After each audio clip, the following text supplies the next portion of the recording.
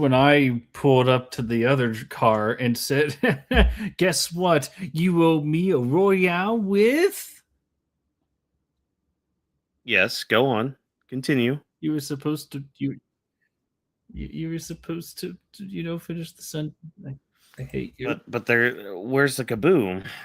There was supposed to be an earth-shattering kaboom. I hate you. Oh man. Ooh. It feels good to do content again. Oh my goodness. Feels good. I'll get back into content. I'm actually, dude, I have so much work to do on content. Yeah, you do. Oh god. Yeah, you do. When Banjo Tooie. After like the 6 videos I've planned already in the pipeline. Exactly, folks.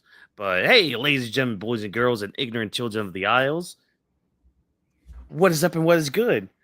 Welcome to the returning Brethren Court. No intro yet because I'm a lazy piece of shit that has a full-time job and didn't come up with an intro yet for it. But however, one thing that always comes around with these pieces, with this Brethren Court, you have to have your pieces of 8 in order to join. I, of course, have mine. It is my fidget spinner with the skull and crossbones. So that is going to go into, well, Straw Hat's back there, but normally it would go into there.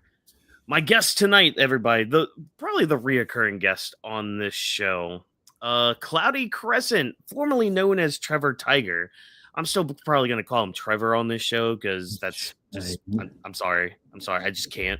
Trevor rolls off the tongue better than Cloudy. It's understandable. Yeah. The brand is Cloudy Crescent because, you live in the sky.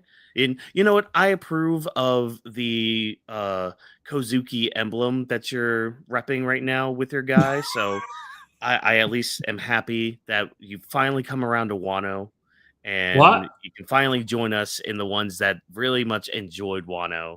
What is this propaganda? You're the one with the moon on your cloud. The moon means many things, not only Odin. Does it? Yes. Does it?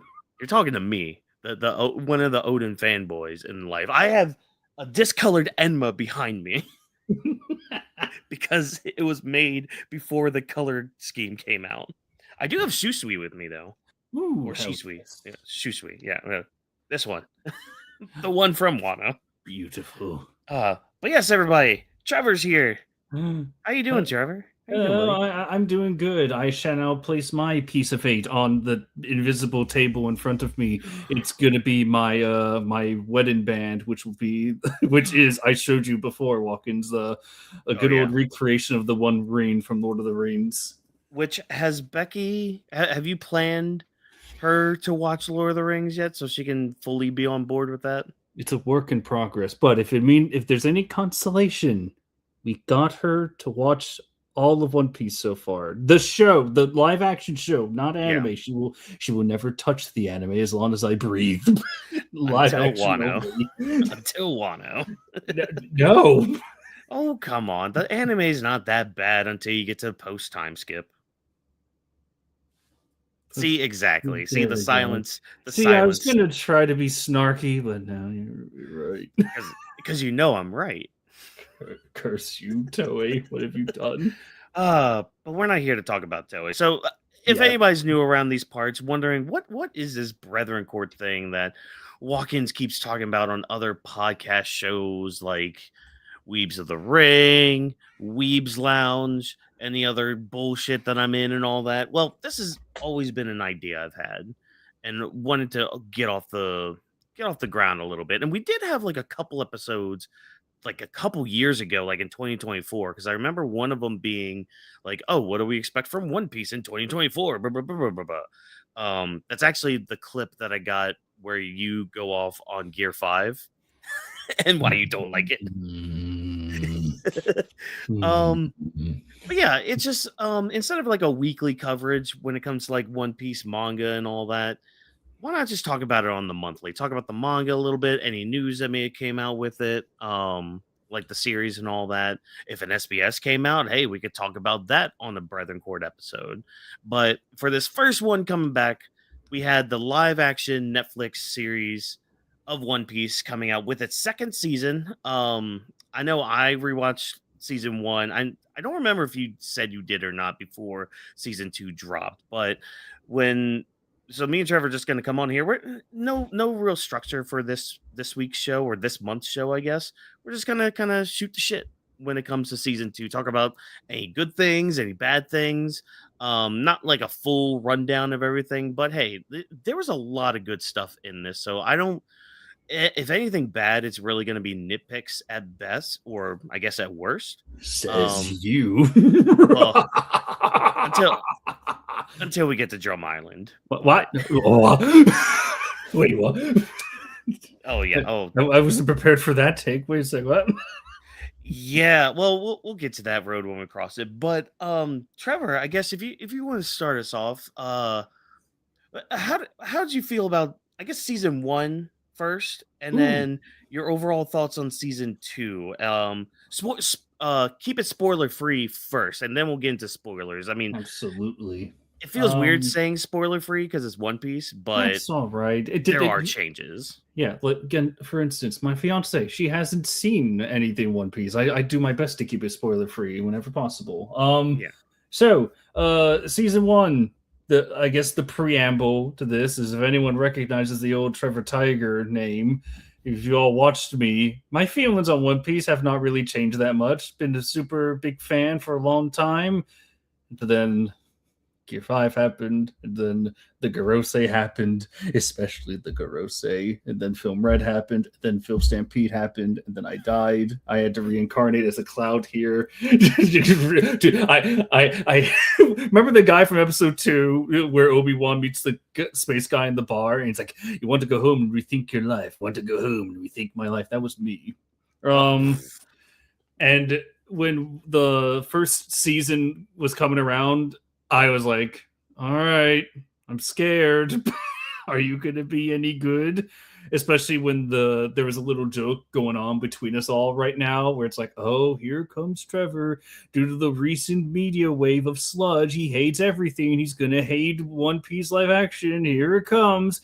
And then I watched the first episode. I was like, wait, that was better than I thought. Then episode 2 happened. I'm like, wait, are you good?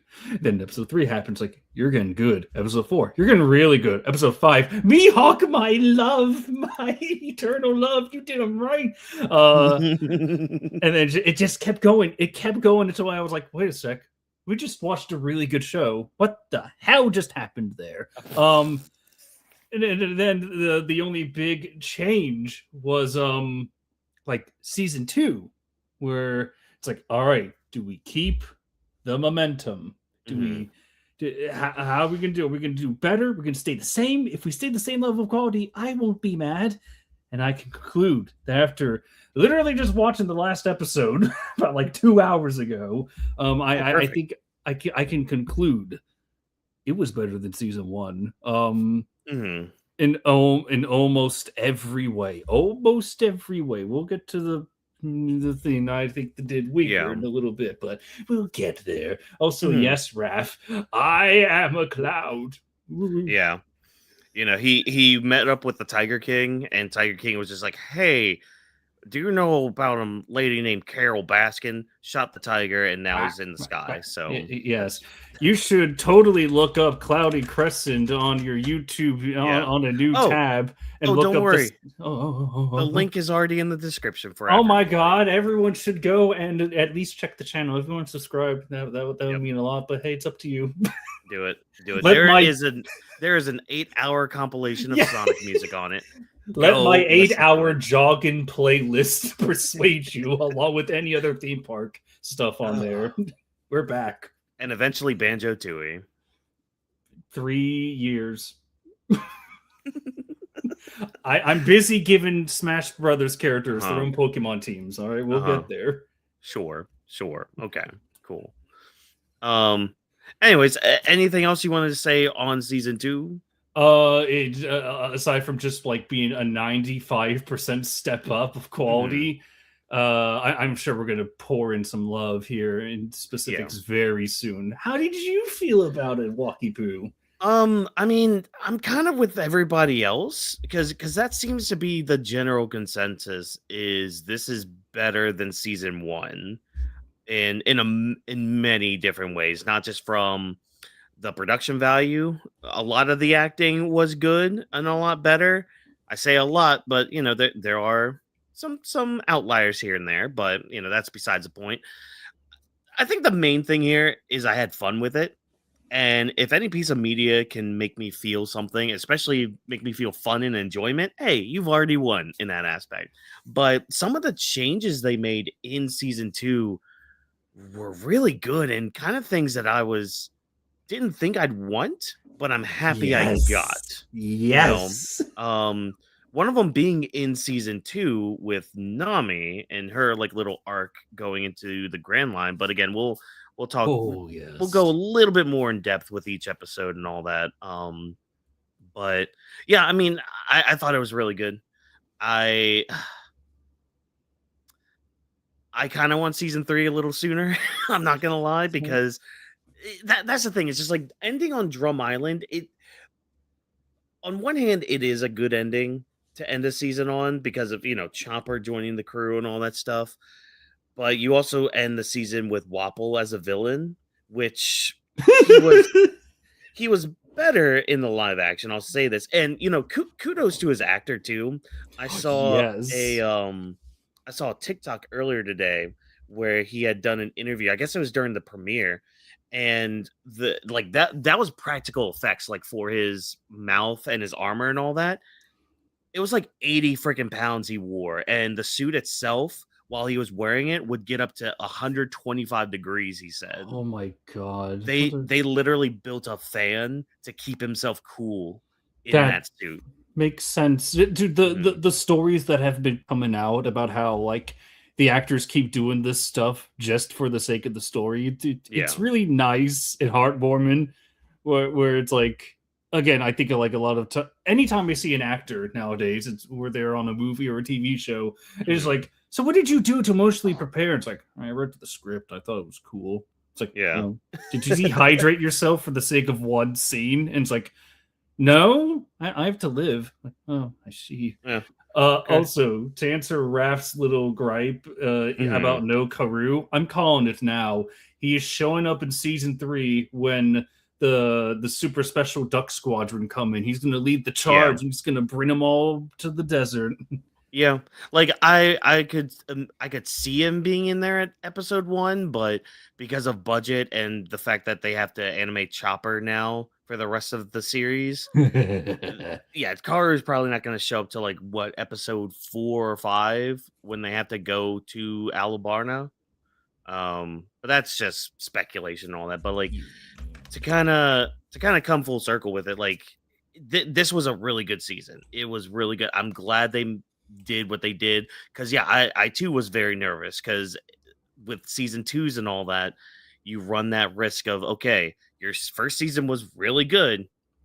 Can you capitalize on it? Can you continue that forward momentum? And a lot of times, what we see with media anymore is they just can't do that. I don't know if it's just like they get too cocky, or they get complacent with like, oh, they liked what we did, well, let's just keep doing what we just did then, and not like expanding on it or doing more with what they already have and all that. Like a good example of I kind of want to say Korra in a way, Legend of Korra, only because like Avatar's like in the mind, because it's like you have season 1, which was pretty dang good, of Korra.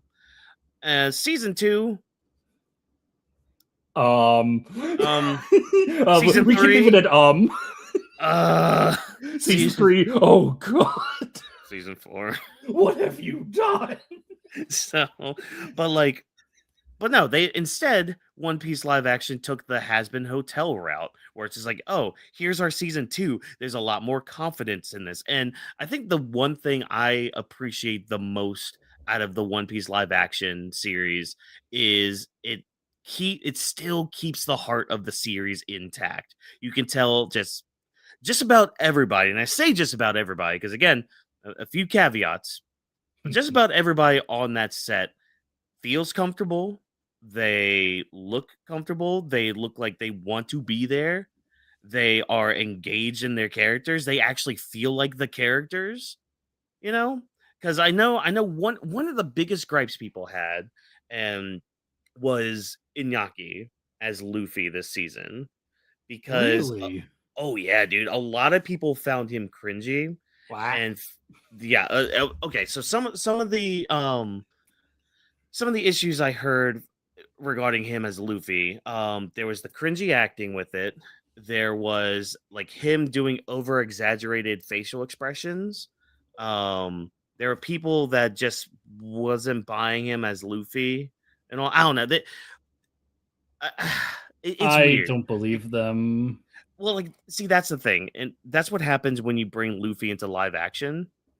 Is Luffy is already kind of a cringy character at some points, like with mainly the over positiveness of it. But it's like that's just Luffy. Like the whole time Inaki's on the screen, I'm just like, oh hi Luffy, how you doing? Oh Yeah. hi Luffy, how you doing? I'm not good. I think my one gripe with it though is it felt like almost every scene he was in, he had to say he was going to be king of the pirates, and I'm just like, Mm, even in the main series, Luffy doesn't say it that much. he goes for the big moments, but yeah, I see what you mean. Where it's like in a lot of scenes, he ends it with that quote, and that's supposed to convince people. Which honestly makes the one time where he was talking to Chopper and Nami near the end of the season, where it's like he just says like a really cool line and doesn't end it with "and I'm going to be king of the pirates." It makes that line stand out more. It's like, Yeah. oh, hey. But I did not see a problem with Inaki's acting because Luffy already is a hard one to nail down acting wise. He is a very over energetic shonen main character. Yeah. He is a blunt because he's rubber. He is a blunt object that moves in one direction, and he has one default setting. I think Inaki handled it pretty well. Like at least, hey, you know what? It could have been far worse. But, oh no, it could have been way far worse, you know. So, and I mean that's my thing. Like I know I didn't have a big issue with it, but that was at least one of the complaints I would see going around. One of the few, like that, because that's the other thing. Unless you're a very negative person and just really want to analyze media, if you're going into this super analyzing it, you're really gonna have a bad time. Let's just be honest. Like Raph's put it best where it's like this is another version of the character. This is not manga Luffy, and God hope I did not want manga Luffy. I did not want a manga Zoro. I did not want a manga or anime version of Sanji or Nami or any other character. I wanted to see this new expansive world where it's like, oh, hey, we're going to just throw Garp and Roger in the first episode of season 2. It's like, give me that version of that story with these characters. This is a wholly different world, and I'm very excited. Yeah, and because that's the other thing, too. Like, even though there's still a lightheartedness to it, it's not as goofy as, like, the anime or manga, you know? Because like even Wapol, for example, like Wapol in the anime and manga, he's basically a gag character. Let's be honest. Like he is not a villain. He's just a big bloaty doofus. And at least in the live action, they kind of treat him as more of a I'm just gonna say a redneck with a crown. Thought you were aiming for like a threat. He's like a guy with gun you have to beat. I mean that too. Like, and that was another issue people apparently had, or at least it was one complaint I saw going around was that Wapol had to be a 2-on-1 in a way. That's because like Vivi helped him a little bit, helped Luffy fight Wapol a little bit. And Thank you. By the way. Like, okay. And thank you for destroying the shonen cliche of main character fights an enemy, therefore everyone has to stand on the side watching. They were doing that at first, but only just like, how's this gonna go? Can Luffy handle it? And who's the first one to step up? Vivi. She actually helps him, and it's a big old payoff for a few episodes when we see the reverie. Oh my god! When we saw that shit, the fact we actually got some of the reverie this time around, because it's like, because it's like we always heard what they kind of talked about at that point, where it's like, oh, they talked about Dragon at that point. No, we actually see them talk about Dragon, and you actually get to see some political strife with them. Like we see Cobra for the first time in live action, looks amazing. Everyone in the Reverie looked amazing. They brought they had King Cactus Taco. Exactly. And they had Abraham Lincoln. They had Dracula. Oh, it was so good. The Reverie part was amazing with Drum Island. My poor fiance was just like, "Why? What's going on here, Trevor?" It's like, you don't understand. This is huge for me. Yeah, you don't see this shit for like 1,000 chapters. Yeah, exactly. And even then, it's like the current day Reverie. Oh man, yeah. Shout out to King Beer the Fourth. You know, shout out to you, buddy. Oh man, but like that's just the thing with like the actors and all that. I thought just about everybody did really well. I think the one outlier, there's two outliers, but one of them is just a nitpick because I could kind of tell something, but I kind of want to listen to interviews with him. Dr. Hiroluk's actor, first of all, phenomenal job with the speeches he gave. Like, that was fine. Loved him. But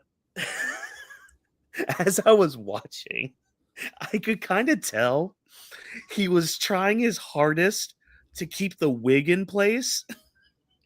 Oh, I'll have to keep an eye on that. I wasn't really paying attention to that. For some reason, I was like locked on it.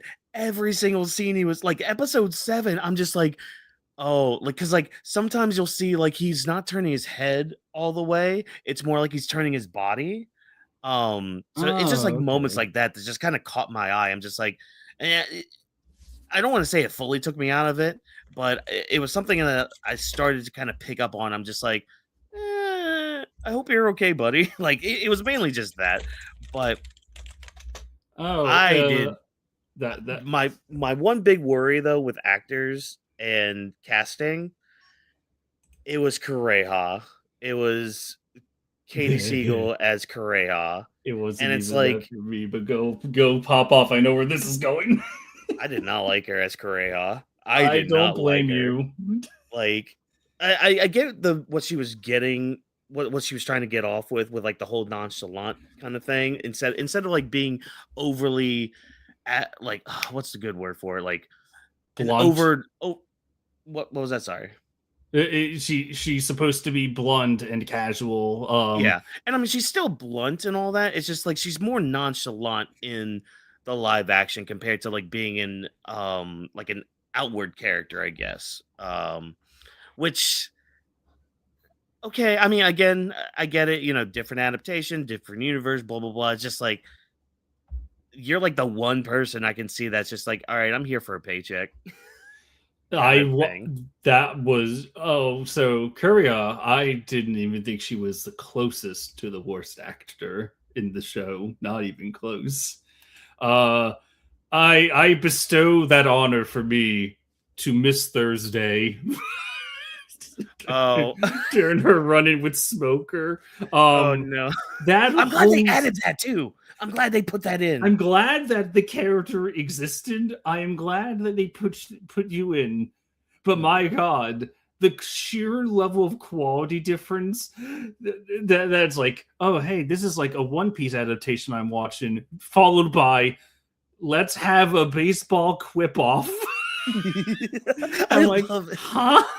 I love how Smoker like acknowledges that he got roped into it. He's just like, oh dang it. It's like Miss Thursday, her actress. Oh shoot, I just had her page up. God damn it, I just had her page. Oh, here it is. Sanchia Davids. I can tell that she's trying her hardest to have fun with this role, but it comes off as the write-in, because her whole thing, it's like, let's make puns about baseball. And then Becky and I were just kind of sitting there on the couch, and it's like, wait, so is baseball a thing in One Piece? And I'm like, kind of, yes, no. So it got to the level of, oh, your dialogue and your acting is breaking the immersion. Mm-hmm. Yeah, no, I could see that. I'm just glad we got it, because if I remember correctly, this was off screen. Yeah. And like, I think it was off screen in the manga, but the anime, I think they had them tied up on their ship or something. I don't know. I'd have to go back and look at all that because vaguely remember a Mr. 11. Yes, Vaguely. yes. Yeah. The only reason you vaguely remember him is you see him in the aftermath where Smoker catches him in the anime, but not in the show. Tashigi for the first and probably finally gets a victory. Yeah, probably the only time she will ever get a win in the series. It's against Mr. 11. I will take anything for her. Oh man, yeah. Oh yeah. Oh, Raph said it too. Yeah, Tashiki had the one and only win in her. I did also almost think it was Miss Merry Christmas because like when she came onto the screen before they did like the Miss Thursday thing, I was like, wait, oh no, are they not going to have Mr. 4 in season 3? You're not cut out for the major leagues. Ooh. I'm just like, oh no. But I'm glad we're not seemingly not cutting him out. But I mean, besides that, again, I thought everybody did really well. I mean, you and me watched episode 2, which we'll gush about here in a few minutes, folks. Because in a few, we have to get through episode 1. Yeah. Don't worry, I'll make sure we don't go on too many tangents with episode 1. 10 hours for episode 3. Oh god.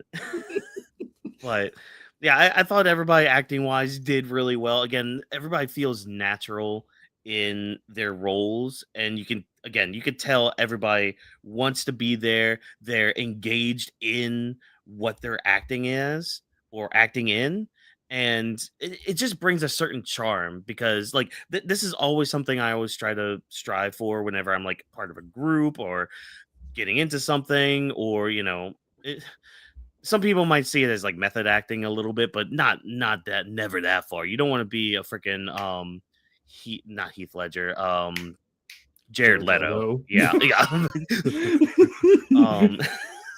But yeah, you want to make the character yourself. That's how being a good actor is. You make the character yourself, and that way you can understand it and fully grasp what they are all about, so that way you can get big, powerful scenes out. Scenes, mind you, that we didn't get in the anime or manga. I cooked for my mom. that got me, and I don't know if Becky caught me crying during that, because I was having a big old tear during that one. I was like, shit, we're doing this? Oh shit. And then you have Tess Skylar just acting his heart out, and it's like, yeah, you've convinced me even more. Yep. Ah, man. But hey, let's stop convincing the audience that we're gonna dance around everything. Let's start with episode 1. So some highlights from episode 1. Obviously, we fit all of Loguetown into episode 1. Kind of easy to do. And I'm glad they did it the way they did, because a lot of Loguetown is just kind of walking around, seeing the sights and all that.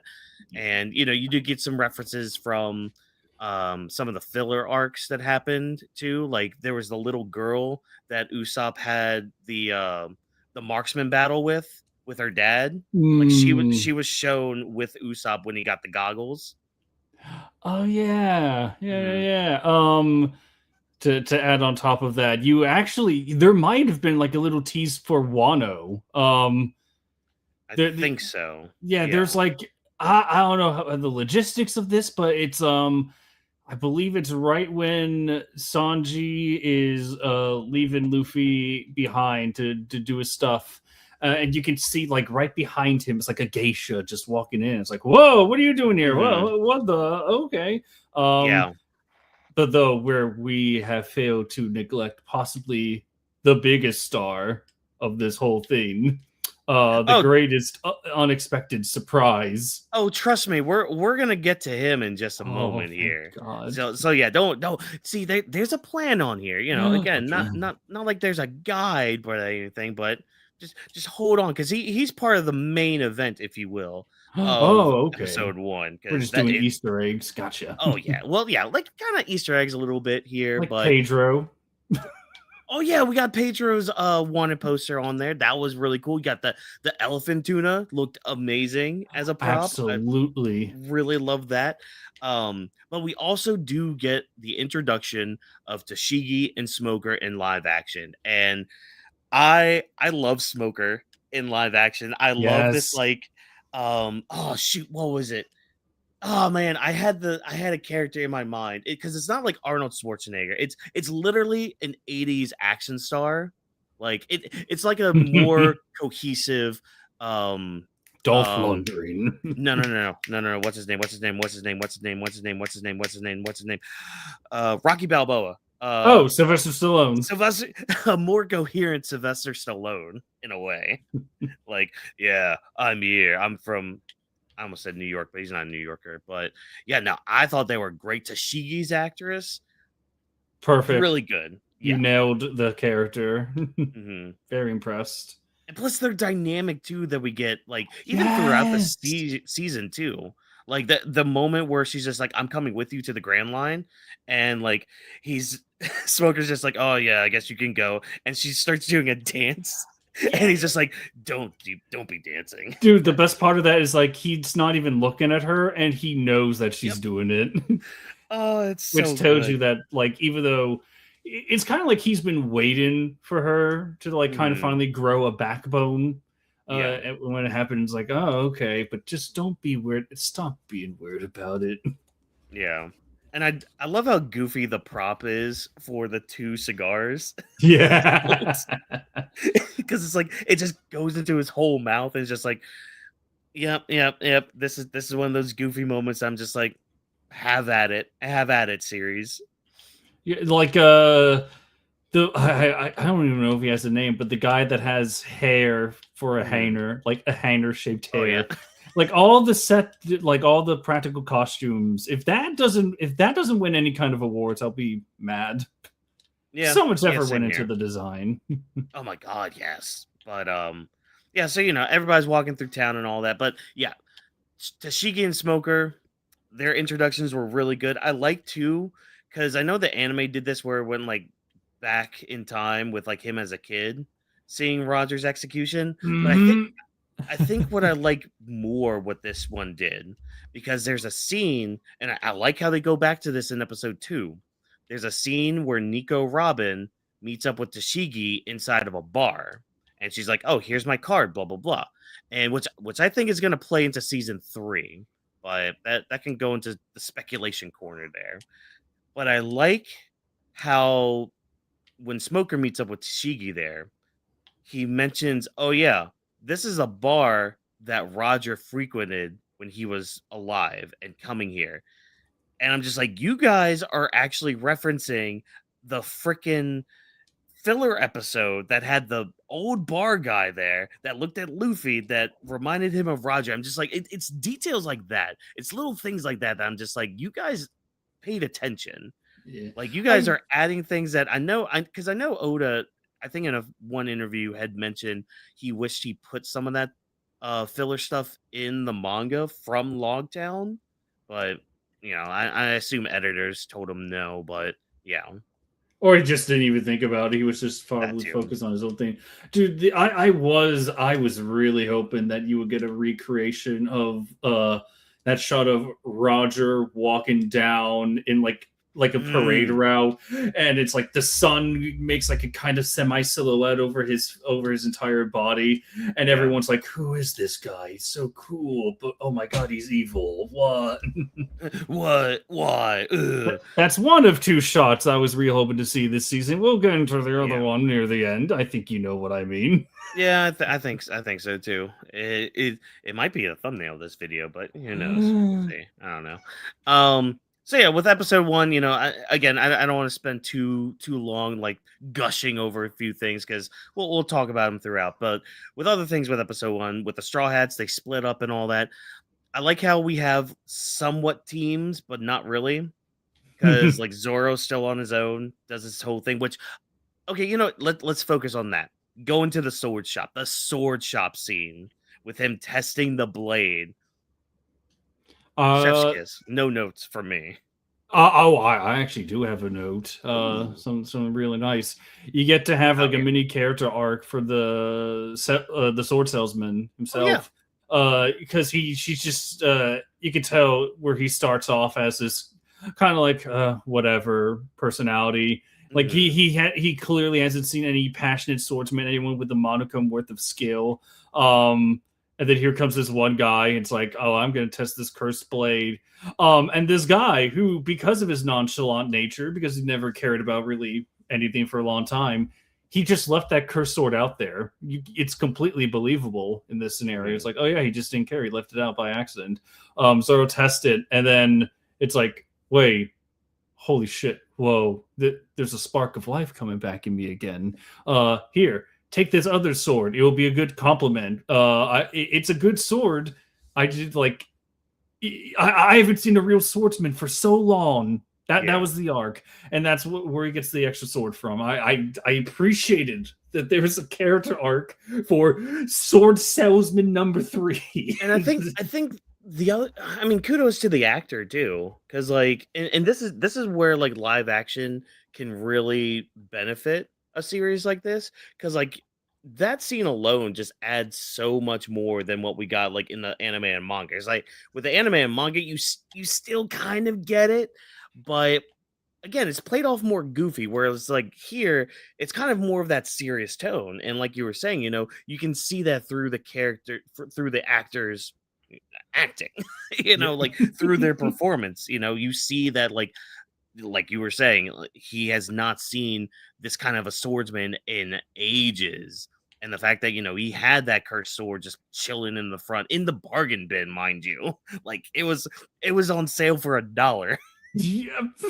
That's what it was. He stopped caring. Dude, it would be so funny if there's like a scene kind of like the guy in the bar where he looks over at Zoro and it's like, you remind me of him. It's like a silhouette of Mihawk appears out of nowhere. But okay, another change that I actually kind of like a little bit more. I like how Zoro isn't like so taken aback by Tashigi. Because it's like he recognizes, okay, you do look like Kuina. You do.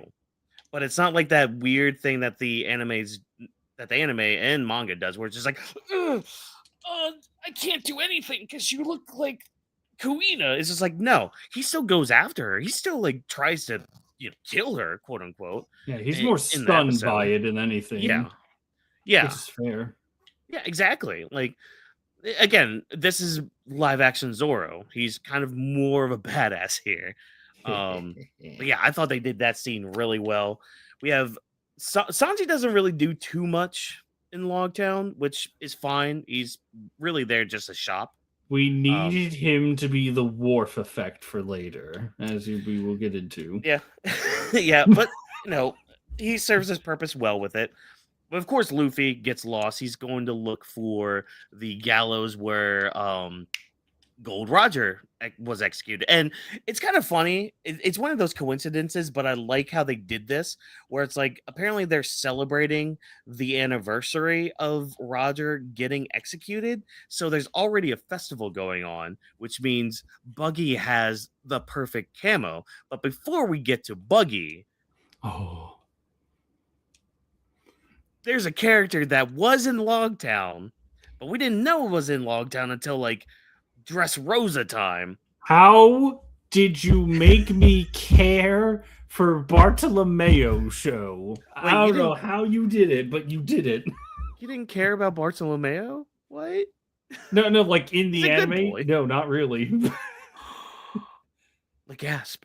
I found him annoying, but like gasp. In this show, in this superior version, I fucking loved. I fucking loved it. It's like, because again, much like the sword cell guy, Bartolomeo has an arc. Yeah, it's like because he starts off as like a petty thief, where Nami's just like, yeah, you might want to try harder, try this, and the fact that like she gave him advice and it led to him meeting Luffy. Yep. Dude, her advice, it's also perfect. It's not like kind of like generics, like you'll meet someone when it's worth the mark or whatever. It's like, no, she gives him legitimate advice Yeah. because, this guy is also a fellow thief trying to make his due. Nami can relate to that. Mhm. And at that point is just, it's like, all right, well, you find a mark and look for someone that's easily distracted and has their mind focused on somewhere else. And it's like, okay, that sounds like really Hmm. good advice. And then you see Bartolomeo in the background when Luffy's on screen, and it's 2 and 2. It's like, oh, that's smart. Good job, Mm. show. Good work. But like it does a good way. Like the show sets us up in such a great way for him to fall for Luffy in that way, or like to get his dream then, because like Oh, he's stuck with Luffy, and then Buggy shows up. He's just like, "Oh hey, what's up, buddy?" So like Bartolomeo's already there, and you see him like in the group fight. Which don't worry, we'll get to that group fight oh here in just a yes. little bit. Holy shit, we'll get to that. But yeah, so like it makes sense for him to be there in the live action because like I'm pretty sure people because I think he was announced anyways to be in season 2. So I'm pretty sure there were people out there being like, "Oh, how are they gonna do this? How are they just gonna have him as a cameo? Is that all it's gonna be?" No, he was actually integral in the plot of episode 1. And they gave him an arc. The Yeah, whole arc begins like you have this hopeless pickpocket who's not good at being a pickpocket. He's basically at a dead end, and no one can blame him. This is the yeah. most dangerous place for pirates in the East Blue. Um, so after that, it's like, well, Luffy, of course, comes in. It's like, well, I have a dream. And it's going to be this. What's your dream, new friend of mine, Bartolomeo? And he's like, Mhm. what? I don't have a dream. And it's only after the events, kind of like in the anime, how that happens, does he finally get a dream. And well, for people that only watch this show, they're gonna wonder. It's like, oh, Luffy probably inspired him to be a pirate. For us, though, it's like, oh, Oh you've no. done well, my child. Good Yeah. work, show. No, you've been inspired to help Luffy. Oh yeah, good, good. No, I thought they did really well with Barto. Um, but of course, the man who steals the show every single scene he's in. Freaking Buggy, man. Holy, we got Phoenix Wright Buggy. Yes, and he plays the joke perfectly. Yeah. Where he's just like, does he really deserve to die? Yes, the answer is Yes. yes. um, and it's like he does the reverse. I was like, now Luffy may be a so and so from so and so, and is he this? Yes. Yes. Does he the deserve to die? Yes. Yes. The only complaint that I have against Mhm. Buggy, I think I told Edens this. I don't know if I told you this. I think funny enough, I think Buggy swears just a bit too much.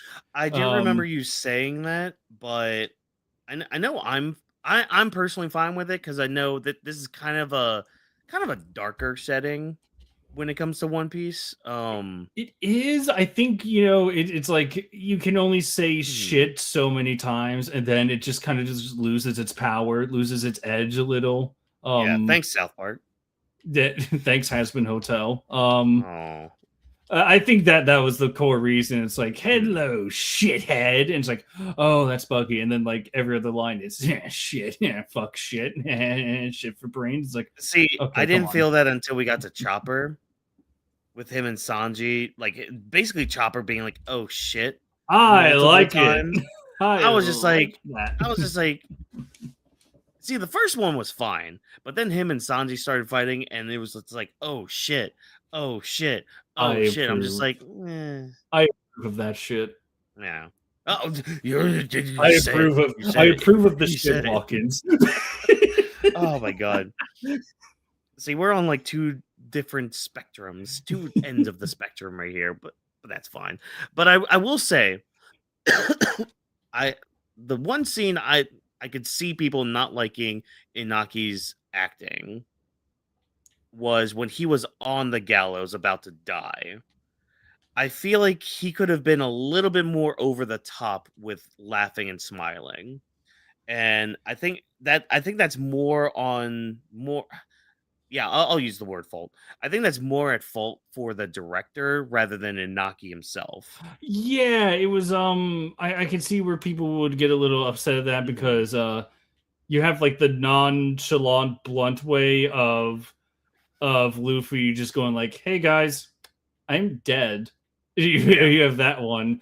But then this version, it's like, oh no, he's laughing just like Roger, which is, I feel like, really important to kind of set up Oh because, yeah.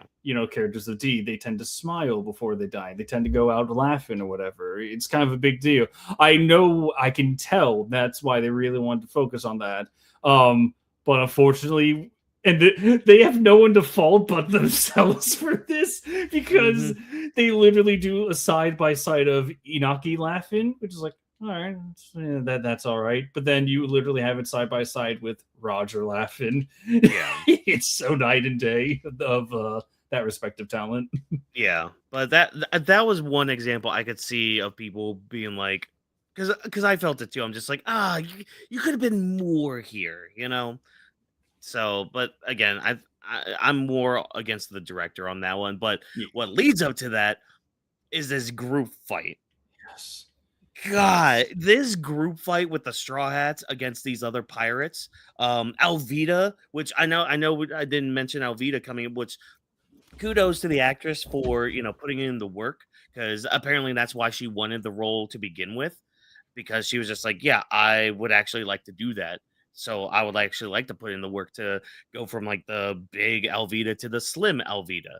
But I mean, the effects with her slip fruit were kind of funny, and I think I mentioned it to you too, Yeah, you where like did. they brought up the ramp and she just slips, and I'm just like, she's gliding with style, I guess. Yeah, I it looked kind of bad and cheesy, but I was already here for it anyways because it's live action One Piece, and I'm like, all right, I'm here for it, the cheesy. it also Give just it. adds to, I think that it was kind of on purpose where it's like physical attacks Hmm. don't do anything. They just slip right off her. But at the same time, it's like this is Alvida. She's more dangerous, but all it takes is for her to sneeze without preparation and she fails. Yep.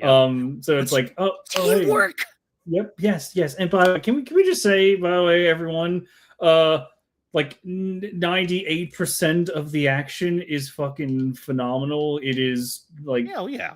action choreography along with acting for like character actions and or character acting where it's like you can tell so much from the character during their action scenes. Hmm. That's all over the place. And the fact that you got teamwork, you have teamwork. Luffy, we did it with Luffy and Vivi in episode A. I know we jumped forward a lot there, but hey, it is rampant throughout this entire show. I love Hmm. it. Dude, when Usopp, because it was set up too earlier in the episode with Sanji like cooking and Usopp like making the pepper bomb and all that. And later Yes. on, we get the fight, and he's just like without speaking too. It was all just visual storytelling and visual like teamwork of Nami just putting her rod down when she saw Usopp shooting her his shot. Wham bam, thank you, ma'am. Bye, Elvita, sneezing all over there. Get your nasty germs out of here. Don't want that shit. Like, yeah, oh my god, it was so. I popped hard when I saw that. I was just like, oh, the teamwork. They didn't have to say anything. There were no signals at all. It's just like, oh shit, Bab, I can't, because that's the thing. You notice that like, okay, Nami's first of all, Nami fighting Alvita. Hey, Okay, can't like I believe that happened. I was all for it. same here. And then like you could tell she's realizing, oh wait, I can't touch this girl. Oh wait, Usopp, you're a marksman. God, that part was it was so good. Oh my um, gosh. can we take this time to also recognize the fact that No. we actually get characters like talking to each other? The Straw Hats actually being friends with Oh casual yeah. conversations and casual interactions that make their bond believable. Dude, the scene that they released before the season came out that was in this episode with them like planning to go to Logtown. Good. It's so good. All the scenes of them just like together on screen are a treat. And it's not because of any epic payoff of a walking sheet. No. It is because they're interacting with each other. You don't really get that in the core story because we're Oda's on a set path to get from point A to point B in 50 years. But here it's like, no, these are characters. We're going to treat them like characters. Here we go. And it's like, oh, you're doing this? Thank you. I mean, that's how a lot of like pre-time skip was. There were good character interactions, and I mean, you still get some here and there in the time skip, like in the new world and all that. But like, it's nothing like this, and the live action just like amps that up to the nth degree. Yeah, if you really want like if any person wants to see, it's like, why do people even like the Straw Hats? Watch this season. Watch them interact. This is why people love them for these kind of interactions and how they act in these situations with each other. It's great. It's the strongest thing. It's the strongest thing of this season, in my little old cloudy, misty opinion. Well, how'd you feel about Dragon? He was great. Because that was actually one complaint I saw going around. Like people not liking his acting. What do you mean? Apparently. Okay. Look, I'm just the messenger. Don't shoot me. What? Yeah.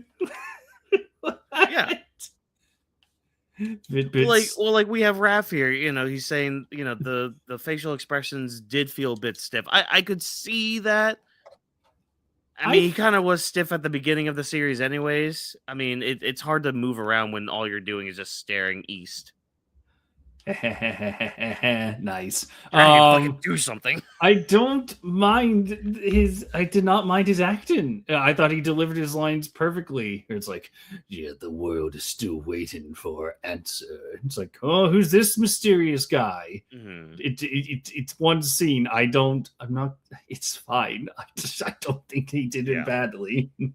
No, doesn't know we won't see him for 4 seasons. Yeah. See, he'll get better by then. Can we talk about the other thing with Dragon, where they brought out a certain replacement bum and they actually made me care for a split second about him? Oh yeah, the Sabo cameo.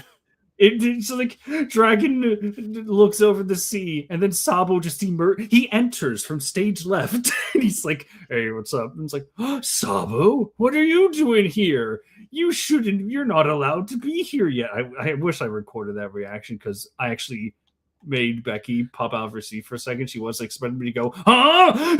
I wonder what they're gonna do with Sabo in the live action. Kill him. Make me happy, kill him.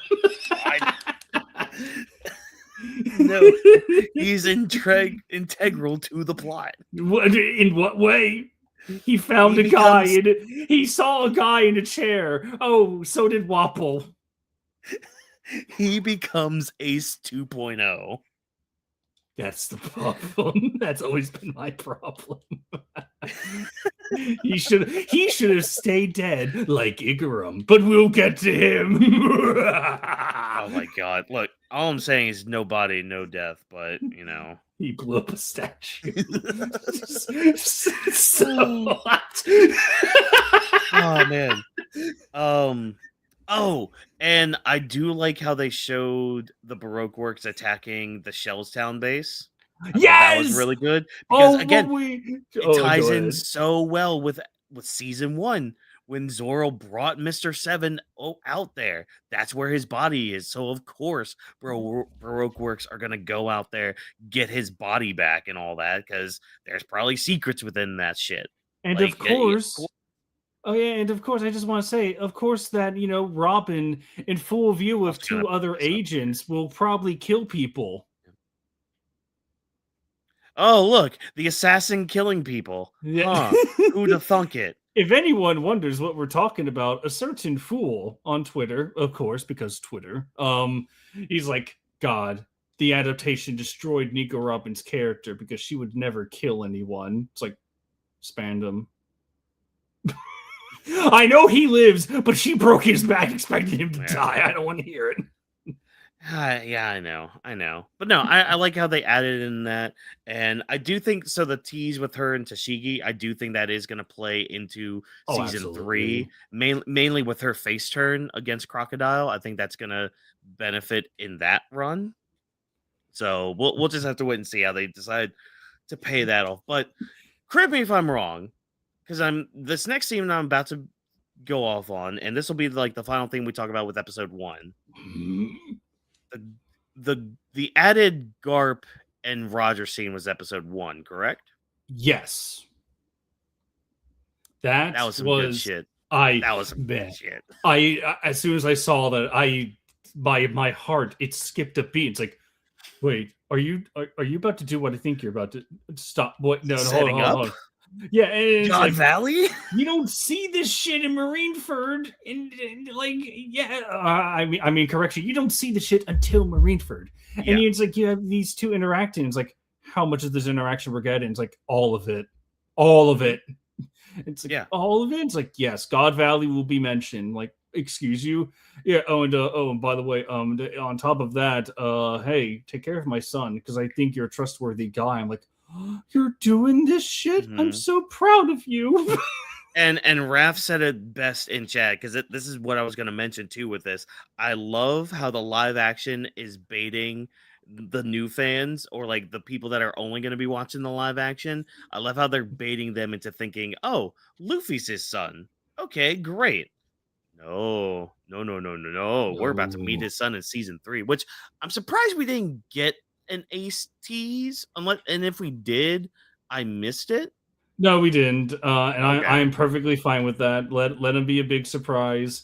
Yeah. Um, Or at least like Ace like being a character. Because I remember like I want to say it was like the end of Drum Island like in the main series where Dalton mentioned, oh wait, I meant to give Luffy this message from this Porcus D Ace guy. Because that was before we knew that they were brothers and all that, you know. yeah, I Which don't yeah. mind that because I you could tell that like they really want to make sure it's like we've been hyping up Baroque works this whole time. Let's actually show Crocodile as the big finale, and we will get there. Hmm.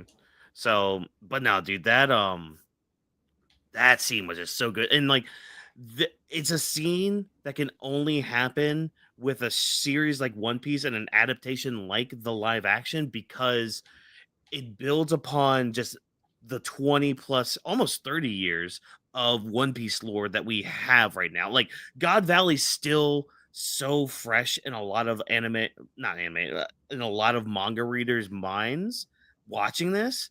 So you get that hint of God Valley, but then like you get the anime onlys that are watching this, and they're just like, wait, I've heard about God Valley before. That was when they released all those bounties of like the Yonko and all that from like that episode.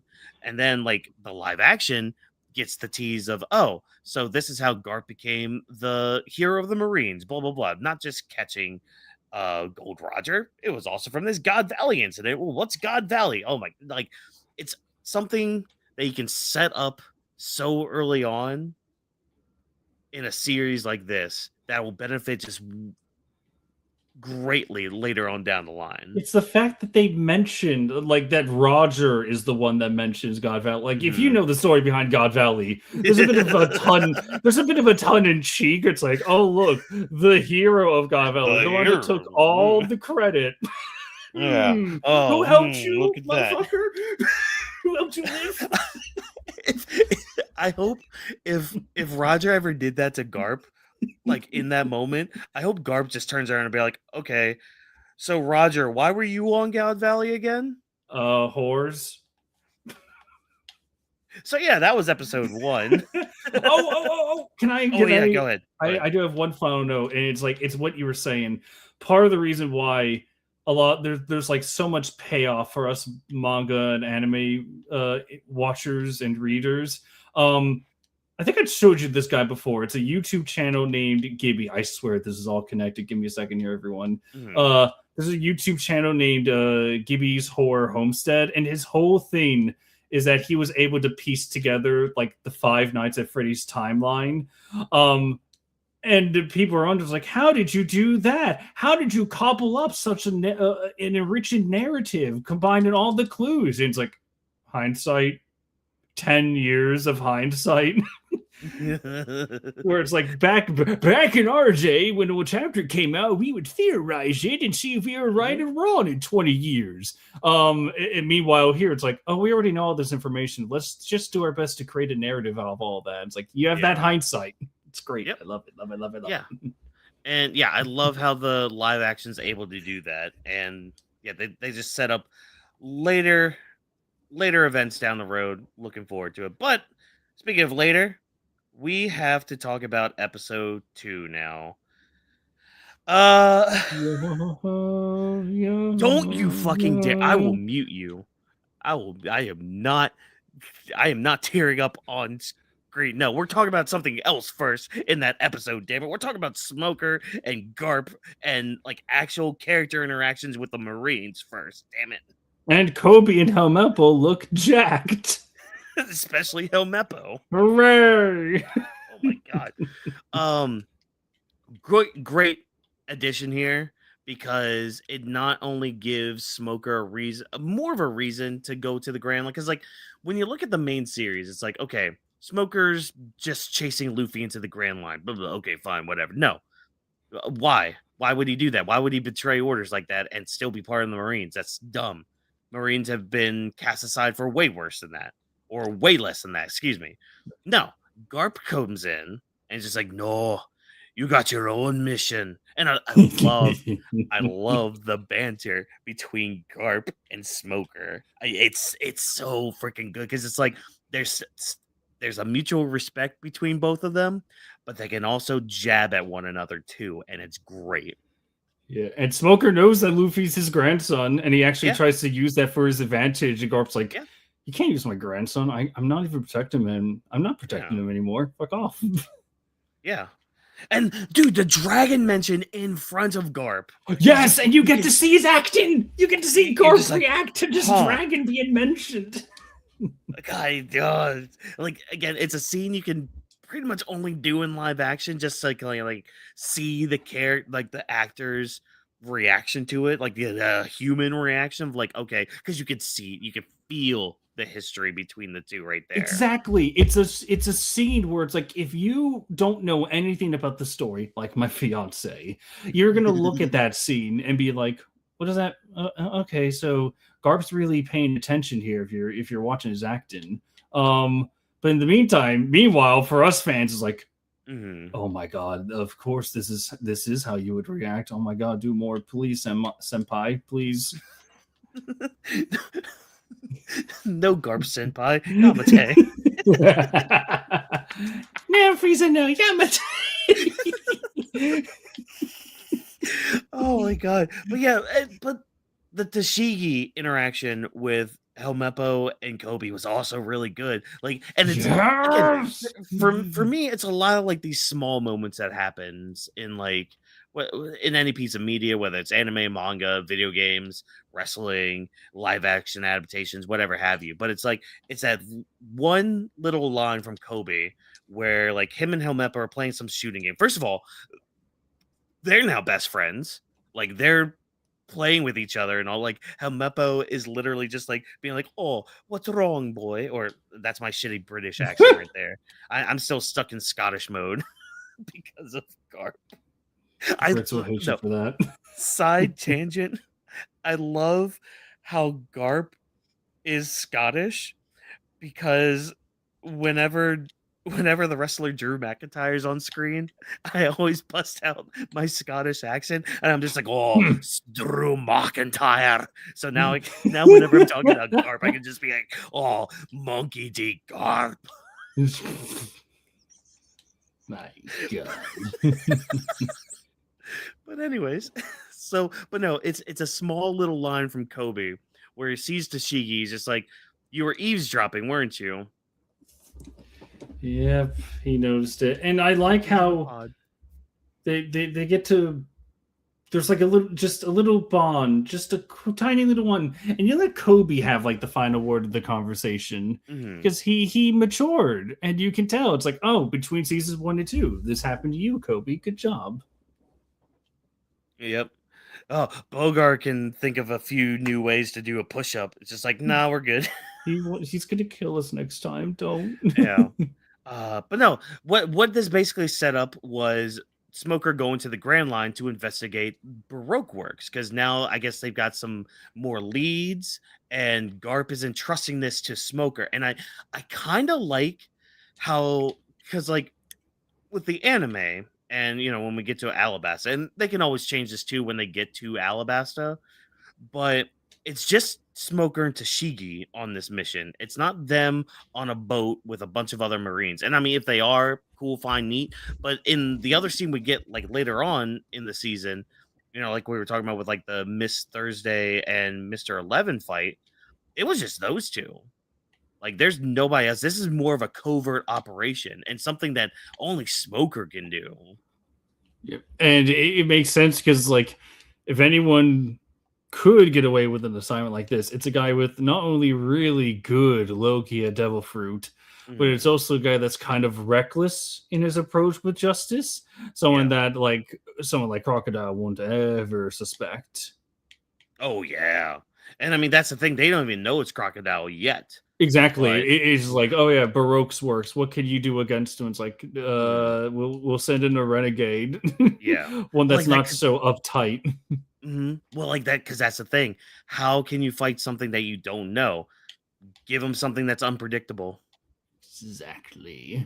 There you go. There's your answer right there. But yeah, I like how they set that up. I love how that scene itself with Garp and Smoker, even them like looking at the pictures too from the Shellstown attack. That was really good. Kind of tying in that attack as well, and tying a little bit too with Tashigi meeting Robin.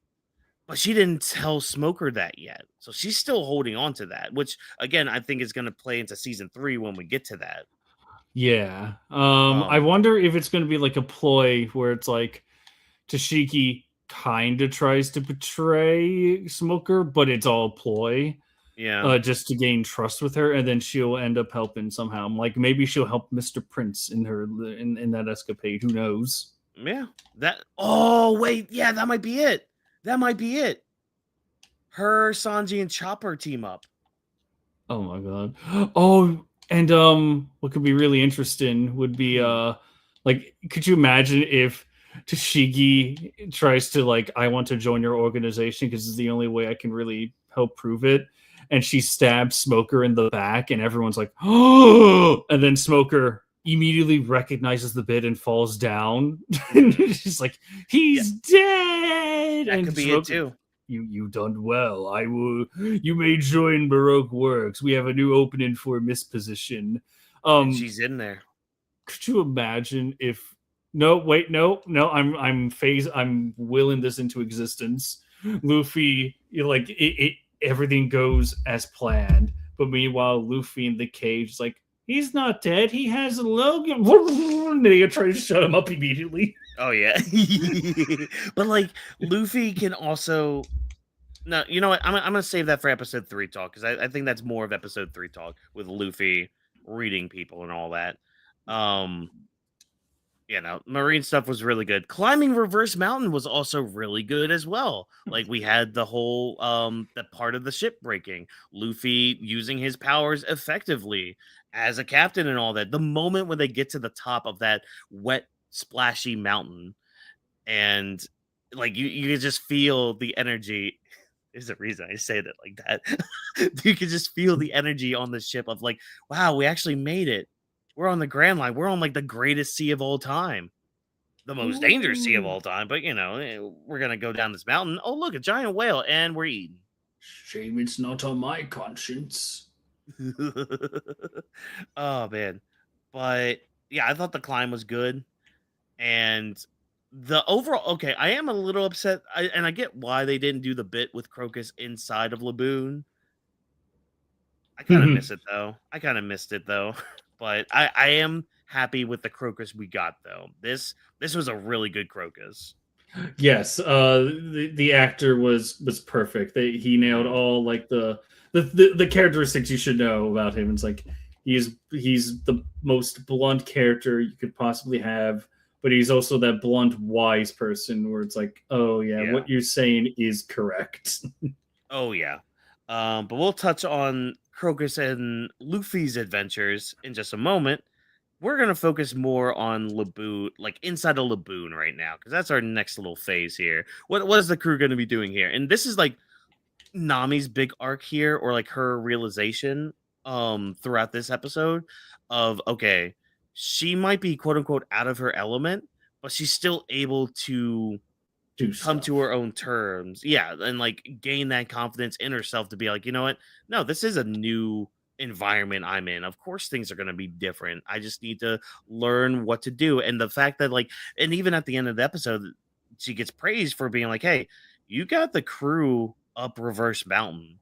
That's not that's a big feat for a navigator in their own rights. You know, like you got everyone on the crew safely into the Grand Line. Not many crews can say that. Only 10 other crews were able to do that. You should One be of them proud. had a big egg. The other had a giant whale on it, but we'll talk about that. One was named Eustace. Wait, Mid. I seem to have stopped caring. Good on you, Crocus. But no, the team up of Usopp and Sanji trying to find that part for the show. Good stuff. Again, it's a you don't get this. You don't get this into the core story. You don't get them interacting as friends. You don't get this shit. It's my favorite thing in this whole adaptation. You get them being human. You get them being themselves and just interacting. Where it's like you have I think the scene that is on both of our minds is it's like, all right, we found the round part. All right, it's like, so it's under this dead guy. And it's like, well, I gave you a good pep talk. Why don't you go get it, Usopp? Yeah, I already did my job. It's like, oh, okay, Sanji. Like, I love, because like, even manga Sanji to a point is, I don't want to necessarily say, oh, he's a full-on coward and all that, because he's really not. But he is, like, he does have some fears and all that in a more comedic way. Like, not in a whole, like, serious way or anything. So like I love how they're able to kind of play upon that in the live action here. I thought that's really good. Plus, like, man, you mentioned it too when we were watching it. Sanji is actually a decent guy to everybody else. Yes! Like, he's not. Can we talk about that? Can we talk how anime Sanji's fucking dead and in a ditch because this is the best superior version? Can we talk about how he's not a womanizing, sipping, comedic cunt of a bitch twat this time? Yet. No, leave him be. Let him be his own character. We don't need him. I can't wait for episode 3. Nope, we don't need him spouting nosebleeds. He could just be a natural flirt. He could just, be, and he could be a wingman. He is not a selfish asshole of a simp. He's fine. He's not some Twitch tier 3 sub chasing thought. No, he's this old man that just respects everyone in a stunning turn of events. Thank God for Tess Skylar. Thank you, God. But I like how they do still keep like a hint of it though. By winking and just being nicer to women. That's it. Well, it's that, but like this kind of ties into episode 1 too, where it's like he made this whole big like octopus tentacle dish for Nami, and Usopp like he gives it to Nami. He's just like describing. He's just like, oh yeah, this is this octopus filet mignon kind of thing. Bullshit, whatever. Fuck you. Gives it to Nami, and Usopp's there. He's just like, oh, I just got an egg sandwich. But while we're on that, there's little hints of so like I think I told you this. It was no, I did not tell you this because this was with Jay and Edens. By the way, I got Edens to watch a good amount of a couple of the episodes with me just the other night. Oh, good. Because he was asking, it's like, how's the show, Trev? And I'm like, got an hour? Because I'm going to show you some shit. And I made him watch like the entire Whiskey Peaks fight. Just all of that. Oh my God, yes. What? He was popping off during that. Good. But one of the things that we were really interested in is like when he's at Mr. Three's house, you see Sanji pick out these files, and it's like one on Luffy, one on Zoro, one on Nami, and one on Vivi. There's this very subtle moment that it's a blink and miss it where like Sanji looks at Luffy's file. He puts it down gently. He looks at Nami's file, puts it down gently. Vivi's file, puts it down gently. Zoro chucks it across the room. Yep. I love it. I love just the crew interactions we get and all that. And plus, like, Mr. Nine is there, scares them, has a fight with Sanji. But, And it's like it's not even like a fight. It's kind of like Usopp like hiding. It's like I don't want to get in the way of Sanji, and then Mr. Nine just trips. He trips down into like through the scaffold. It's like shit, I lost. And I love how they reference that later on too. He's just like, yeah, we were fighting until he tripped. I'm sorry. Nope. I can't say it. I was about to recognize how Mr. Nine had a fucking character arc, but I'm not saying shit until episode 3. Can't do anything yet. It's kind of the same arc he had in the series, anyways. Because he was kind of the same way, yeah. But he was more. It's like it's one where you actually sympathize with him in a way. Yeah. Because people actually die in this series. Yeah, we're gonna. Oh my god! I'm about to pop the fuck off. I'm gonna pop off so hard when we get to him. Oh my god! I have waited years for this. I think the only other funny bit I want to mention here is Zoro's giant sword. Yes. He's just like, well, you told me again, character interactions and all that, but like, he's just like, okay, you told me I couldn't cut this thing with a sword. All right, so I made a bigger sword, and. He's just like, I'm just gonna stab it. You're gonna stab it in the uvula. So it's a female whale. Did you know? So Jay told me this. That was a joke ripped from fucking Monster House of all films. Did you know that? What? Yeah. What? He pulled a scene. That's crazy. He pulled up the scene and everything where it's like, oh, we have to get out of this house. If we stab into the uvula, we can get out of here. And one of the kids is like, so it's a girl house, and we're all like, "What?" I had no idea, but I love how it comes back later on with the giant sword when they try to save Usopp, and it just breaks, and it's just like, "Oh yeah," Nami's just like, "Oh yeah, of course it didn't work." But that's when we get another great character moment with live action Vivi, which I haven't mentioned her yet, but like she does attack Nami. We get the scene with the Baroque Works cards too, with their introductions. Yes, Ralph mentioned it earlier. I love how those are introduced. Kind of not like the bounty hunters, but it's their own unique thing. Yeah, and we still get some of the bounty posters too in this season. Crocodile, Robin.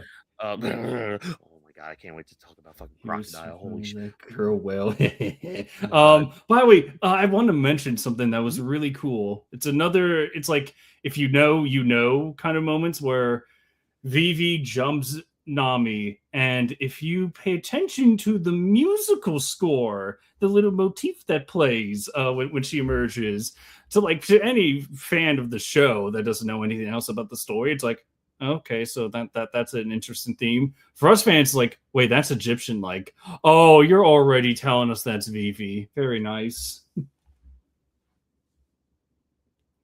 Meanwhile, Watkins appears to be on mute, so now I shall carry the tone of the show now. Shit, what else they were talking about? So yeah, we got the whole we got the Vivi theme. Vivi was a very interesting character, at least in episode 2, because you could tell, and I can't wait to tell Watkins about this. I saw a complaint saying it's like, God, she's acting so hard. Oh no, she's trying too hard to like keep up the appearance of an assassin. Come on, girl. Come on. I thought you were supposed to be taken seriously. That's the point. Thank you. That was the point. Thank you. It's like that was the point. Yes, that is the point of the acting, and you can get that from the show. But I digress. God damn it. But yeah, Vivi was great. Yeah, Vivi was really good here, and we'll touch more on Vivi as we keep going. Yes, but I do want to kind of move along here because we got the whole season, but we have the thing is the other episodes we can kind of truncate into like their arc, quote unquote. But I think it's time to talk about it. It's time to talk about Crocus the best and episode. Luffy. Crocus and Luffy. Well, I mean, it ties in with Crocus and Luffy. Damn it. Luffy does hear the backstory. So yeah, Luffy's just like, hey, I want you to save my friends. I love how, again, Crocus is very blunt. Your friends are dead. What are you doing? Like, because he's probably seen this many times. I mean, we see inside Laboon, there's many ships of just dead bodies from his stomach acid and all that, you know. So it's like, okay, yeah, your crew is dead. And I love the one line we get, because like Luffy, I forgot if it was like Luffy telling him, hey, why don't you just tell him his crew's dead? And it's just like, yeah, he wouldn't accept it. You wouldn't. It's like, oh my god, yes, we're connecting characters together. Good on you. Thank Great. God. And Show, I mean, love you. Yeah. But Crocus does say, hey, all right, fine, I'll help you. We just gotta wait until he resurfaces. So, it makes sense to get this story in this time, because we gotta wait for Laboon to resurface. So okay, let's kill some time. What happened? Why is he here? And we get the backstory. We get live action Brook. We get live action Rumbar Pack. We get probably my favorite scene in the goddamn show of just Brook on the ship singing to Laboon. Like, it's so. It needs to be said. It has to be said. This is probably, by voice alone, the best cast in the show right now, aside from Mihawk. Like, you nailed Brook. Like, English dub Brook specifically. It's like he absorbed the spirit of I think his name is Ian Sinclair. I think. Yeah, the guy that voices Whis in Dragon Ball Super. It's like he stole his soul and made it speak, because he does the laugh and voice perfectly. And he sings beautifully. I remember watching the episode with you, and you legitimately paused it, rewound it to hear the laugh. Yo, it was perfect. It was so good. Oh my god, it was. I don't know. I love how they did this. I love how they did the actual backstory, not just like, oh yeah, because like that's what the anime and I believe the manga did this as well. Just kept them all in silhouette, didn't even show them and all that. No, again, this is the benefit to having 20 plus years, and yeah, the hindsight to be like, you know what, let's set this up. Let's set Brook up even more, because like even after the story is told, Crocus is just like, yeah, they turned tail and left the Grand Line. So already it's set up, especially for people who might just be watching the live action, being like, oh, so they just abandoned him. Why is everybody crying right now? Why is everybody flipping out about this? Nani the fuck? But so yeah, I love how they did the Rumbar Pirates here. Like, they tied in this backstory, and it hits a lot more knowing all that. Again, it's that hindsight thing. It's just like, because we know the story, we know what they're setting up for later on. It's gonna make it all the more tragic and yet satisfying when we will see him again. Yeah. Like if you have no knowledge of the show, it's like, wait, you're Brook. Oh my god, we see. So you didn't. Oh, you all died. No wonder you never saw your whale again. It's like, yep. Yep. They didn't turn tail and run. Crocus's his sources were liars. They died of plot. But it's just like, I try not to throw around the word perfect too much, but goddamn, this was perfect. This was. Yeah. There was always a challenge of like, how are you going to justify, or not even justify, how are you going to pull this off in like a set amount of time when you have so much other stuff going on too, and you just have this really good scene of Crocus being like, wow, so you took a whale here. It's like, yeah, our crew really loves him. It's like, what an awful thing to do, to bring a baby whale into the Grand Line. It's gonna get fucking destroyed. And it's like, what? No, my crew would sacrifice their lives for that thing. It's like, yeah, imagine coming all this way to give it up for a whale. And then he's like, yeah, you could give it up, or you could risk the whale coming and dying. Glad it's not on my conscience. And it's like, Yeah. nailed it. Yep. And then the reasoning for him taking care of Laboon. I was 6 drinks in. Oh my god, we have a cat in the chat. Neko, feel free to join us if you want, you cat. Man, but we have the open invite too. Anyone can join. Anyone can join the court. Yeah. But like, oh my god, I'm sorry. Because Neko mentioned Luffy singing to Laboon, which again set up very well. Because after the story's told, Crocus is just Luffy's just like, oh, I know that song, Bing Sake. Yeah, I know that. So somebody used to sing that to me as well. But like again, it's the payoff for everything that we get from it. Because like with the anime and manga, we have Luffy fighting Laboon, well, quote unquote fighting Laboon, you know. And I mean, I like that spin on it too, but like I adore this one because this one makes me think of Wukong. It makes me think of Journey to the West and shit like that. Because Luffy, even though he's yelling at the whale, I'm holding back. I'm holding back fucking tears right now, people. I am just like, because I love that. Episode 2 might be my favorite episode of the whole goddamn season. And that's saying a lot considering what we get in this season. But like, and it's mainly because of this moment here, because like Luffy starts singing Big Sake to Laboon, and like Laboon recognizes the song, obviously, because that was from like my old friends and all my Nakama and all that. They used to sing it, blah blah blah blah blah blah. I know that song, but like, and you know, say what you will, I don't give a fuck. Whatever. Luffy does do a version. I'm saying a version, but he does do a version of the Nika dance as he's singing. Yep. And to me, I'm just like, you are setting up so much right now. But it's like the reason it kind of makes me think of Wukong again, because Gear 5 is basically Wukong. Let's be honest. I'm just gonna throw that out there. It's fucking Wukong mode. I'm just gonna say that he's a fucking Buddha at that point. But it's like it's such a simple solution to what's all going on. It's so simple. It's like this is one of the reasons. Like when I go back to MHA, for example, another example. It's an example within an example, people, an exampleception, if you will.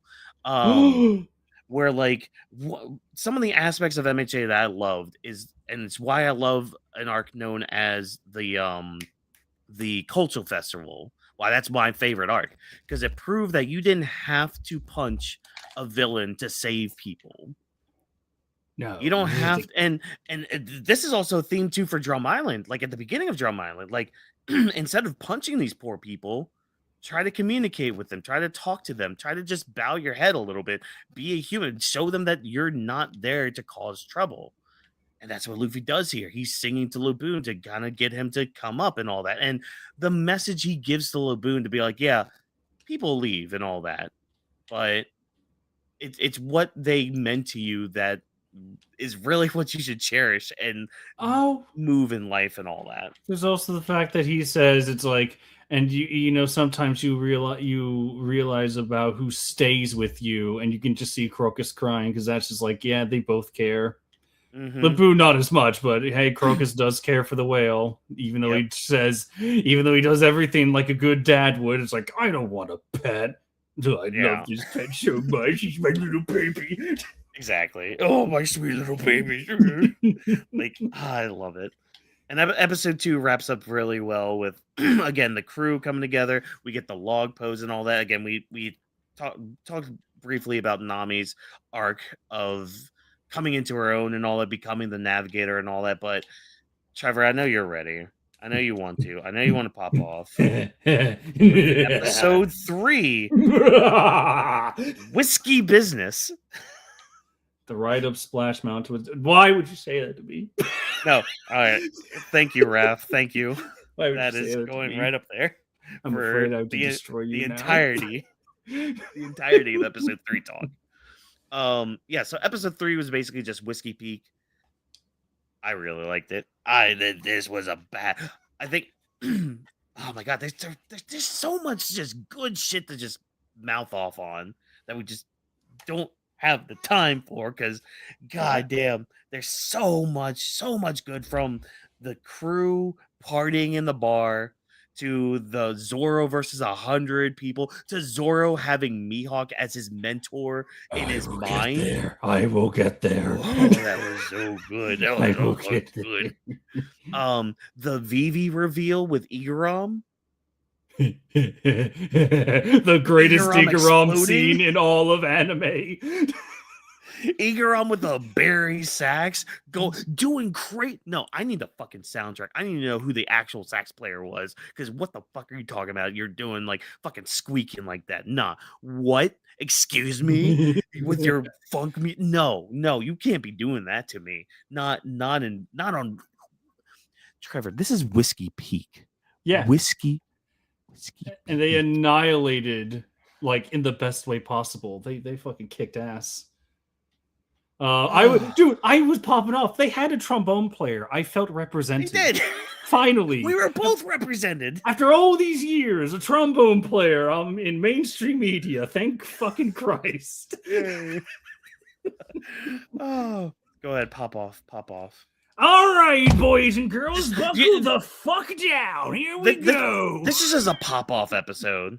Just pop off. That's gonna be this episode's cover. Just go ahead. Just pop off. There were like going into Whiskey Peak, it started off like any other episode. It's like, okay, what whimsical adventure? How are we going to adapt this? And then you see from the start, you see like one of the first interesting changes. You have a mini boss just standing next to an ice cream truck, and he gives off this death glare, and it's like, hey guys, what's up? Pirates for the pirates. Everyone's cheering. It's like, all right. I never saw you before in the show, but okay. I'm sure you have a role later. And pretty much like the rest, the majority of the episode is just like everyone kind of bonding, just kind of interacting with each other.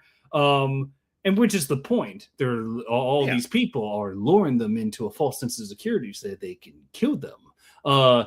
In the original material, it's like, oh, they're going to party so hard, they're going to fall asleep, and then we kill them.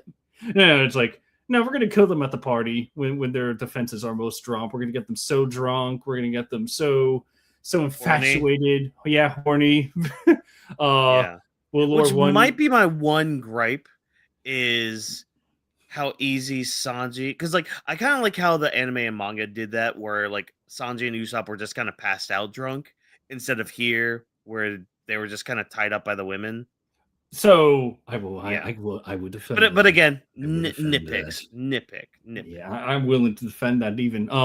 So, like for example, it's like you get like Sanji just doing his element. Like he takes over the bar. He gets invited to like a foursome. Usopp is invited, and you get to see something that's never done before. Sanji being a wingman. Yeah, I never thought I would see the day, and it's with Usopp of all people. And it's like, Usopp, when a woman invites you for a dinner or a treat, you taste the treat. I fucking love that so much. But yeah, and it's like, so again, like the Sanji and Usopp, like Usopp gets to share his stories. And of course the crowd is playing up like the whole joke. It's like, aha, Usopp, you're so cool. And Luffy's just the life of the party, and everyone's doing their own thing. Nami's looking around. But then everything starts to break loose when Zoro needs to take a piss and he's about to get jumped. And he takes them on pretty easily. It's like, I'm not even close to being drunk. And then the trap is revealed. And from here on out, it is just action palooza. It is like 10 to 20 minutes of pure sword choreography. I don't know how many people know this take, but Oda is really good at doing sword moments. He is not good at sword fights, though. He is no Kubo. Not even fucking close. I would take the word sword out of it, just for any of his fights and all that. But yeah. Yeah, it's like whenever he commits to like a sword fight, it's always like the big moments. And which again, it's like he's trying to play homage to like the samurai films or the samurai genre. It's like it's always one big blow, and so he's testing one against the other. But in this show, it's like, well, no, we need choreography, and the choreography is beautiful, but that's not even the best part. That's not even close to the best part. No. You didn't have to do the show. You didn't have to. You didn't have to bring back the actor from Mihawk, the best part from season 1, the best actor from season 1. You didn't have to do it. You didn't have to just make him show up. But yeah, there he is. When I saw him for the first time, I was like, what are you doing here? Well, like, because that's the thing. The first time you see him was Zoro on the ship training.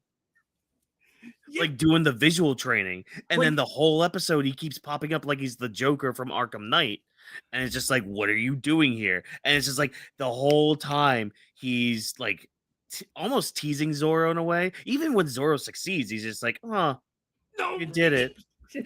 Tying you up, throwing you overboard. No, he's getting this wrong, Chad. He's underselling this. No, I'm purposefully doing that for you. Feed him to the crocodiles. So anyway, the fucking like interactions of this fantasy version of Mihawk. Again, it's just a really awesome opportunity to just bring in Mihawk again. Always welcome. But the whole point of this little back and forth is that this is a Zoro episode. Heavily focused on him. He wants to feel that he is improving, but he keeps remembering his defeat at Mihawk. So when he's presented with 100 bounty hunters, along with, a couple Mr. and Mrs. of Baroque works, you get a few tongue-in-cheek times where Zoro's kind of pinned for a second, and then Mihawk shows up, and he's like, really? This is the best you can do? And then even when everything's done, you have a moment where it's like, you defeated 100 bodyguards. And it's like, that's nothing though. It's like, it's a start. The whole purpose of that, it's like, you could have fucked this up so easily. You could have had a writing scenario where Mihawk is like not actually acting like Mihawk. It's like a poor Zoro's interpretation of this man. You could have easily fucked it up, but no, it's like it shows you. It's character moment. It shows you how much Zoro paid attention to Mihawk during their first duel. The point where he nailed, like, he's able to perfectly memorize his personality. Yeah. He's able to perfectly hit on how Mihawk would berate him. And the whole point is it is a double-edged mirror where it's like, oh, Mihawk says this to Zoro. No, it's not just that. It is Zoro saying this to Zoro. It's like, oh, good. You beat up 100 henchmen. So fucking what? It's not Mihawk. It's like, yeah, but it's a start, inner me, that's coincidentally shaped like Mihawk. Which that statement alone was set up from a conversation he had with Luffy earlier on. Because Luffy realizes, and this is what I was hinting at earlier with Luffy reading people, because he knows something's up with Zoro. Zoro actually kind of opens up with him too. He's just he's thinking about Mihawk. And Luffy, not saying something stupid, mind you, he's just yeah, that makes sense. Don't dwell on it too much, because you'll be fine. You're at a start. You're starting right now, and we see that even more where he realizes, oh, Vivi, she's not a bad person. Oh, Igaram, he's not a bad person. I don't sense any evil or ill intent from them. Even after they try to quote unquote kill him, he's doesn't really go after them like he's gonna try to actually murder them either. He's trying to stop them to be hey, the fuck, guys. It just there's even more where speaking of which, again, the choreography, the whole Zoro fight, it was just so much fun. It was fantastic. It was very, very creative how they did it too. I do know that some people were whining that Sanji and Usopp got tied up, but guys, please understand, it's two assassins versus Usopp, who's really not good at hand-to-hand, and Sanji, a guy who would never kick a woman. It's okay. No excuses. It's okay that they got caught. No excuses. And it's a beautiful moment where Sanji says, "Are you going to free us or what?" And then Zoro kicks over a knife. It's like, "You're good with knives, right?" Then leaves. It's fantastic. We talked about the Zoro stuff, and also Raph said it perfectly. I do want to point out those elite guards. They were like worth one swipe of the 3 swords. It's like it was really one swipe from the mouth sword. That was it. That was all that what it was brought up for. It was funny. And I do like how Mr. 9 was easily vanquished. I'm not gonna lie. When he kept talking about his elite guards in the episode, all I could think about was Dragon Ball Z Abridged with when they're on the bug planet, and he's just like, "My elite dead gods." Yes. But in the meantime, we have Luffy who actually has a chat with Igaram, and Igaram's like, "Yeah, you gotta be careful of who you can trust on the seas. Yeah. You know, it could be very dangerous." Blah blah blah. You can tell that Igaram kind of likes Luffy because he is different from the other people that he's helped kill. Yeah. But there's a little scene of where Vivi walks in because she's trying to find Igaram, and the two of them have a moment, and Luffy's like, "Wait, you? It's you, assassin lady." And then she does a very strange belly dance that it completely incapacitates Luffy. Yeah. Well, that was something from the series. Like she tried. Dude, it's so funny though that they brought it back. I know.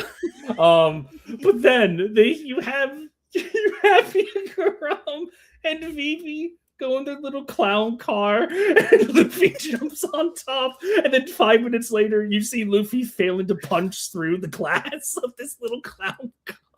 Until he stops it. But then it's like, oh, well, this is all fun. It's like, oh, unfortunately, Mr. 5 and Miss Valentine show up. Oh, heavens to Betsy. Oh, no. And they show off their abilities real quick. I'm speed running this part because, honestly, this is one of I said that the action was 95% okay. There was one scene that felt off where it's like Mr. 5 and Miss Valentine, they corner everyone to behind cover. And then it's like, I wonder where they could be. And then the scene cuts away. And then it cuts back to exactly where they blow it up. And it's like, oh my God. And then they cut away again. And then they cut back. It's like no one moved anywhere. They just go back out into the street. It's like, that was really weird, guys. What the hell was that? But it's okay.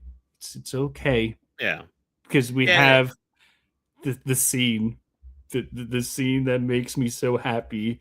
I cannot wait to see you fucking die, you fucking bird, zombie bird. Oh my God. Oh my God. The internet, the moment that Igaram blows up there. First of all, I like how it is like because like in anime and manga, again, it was Robin that did it, right?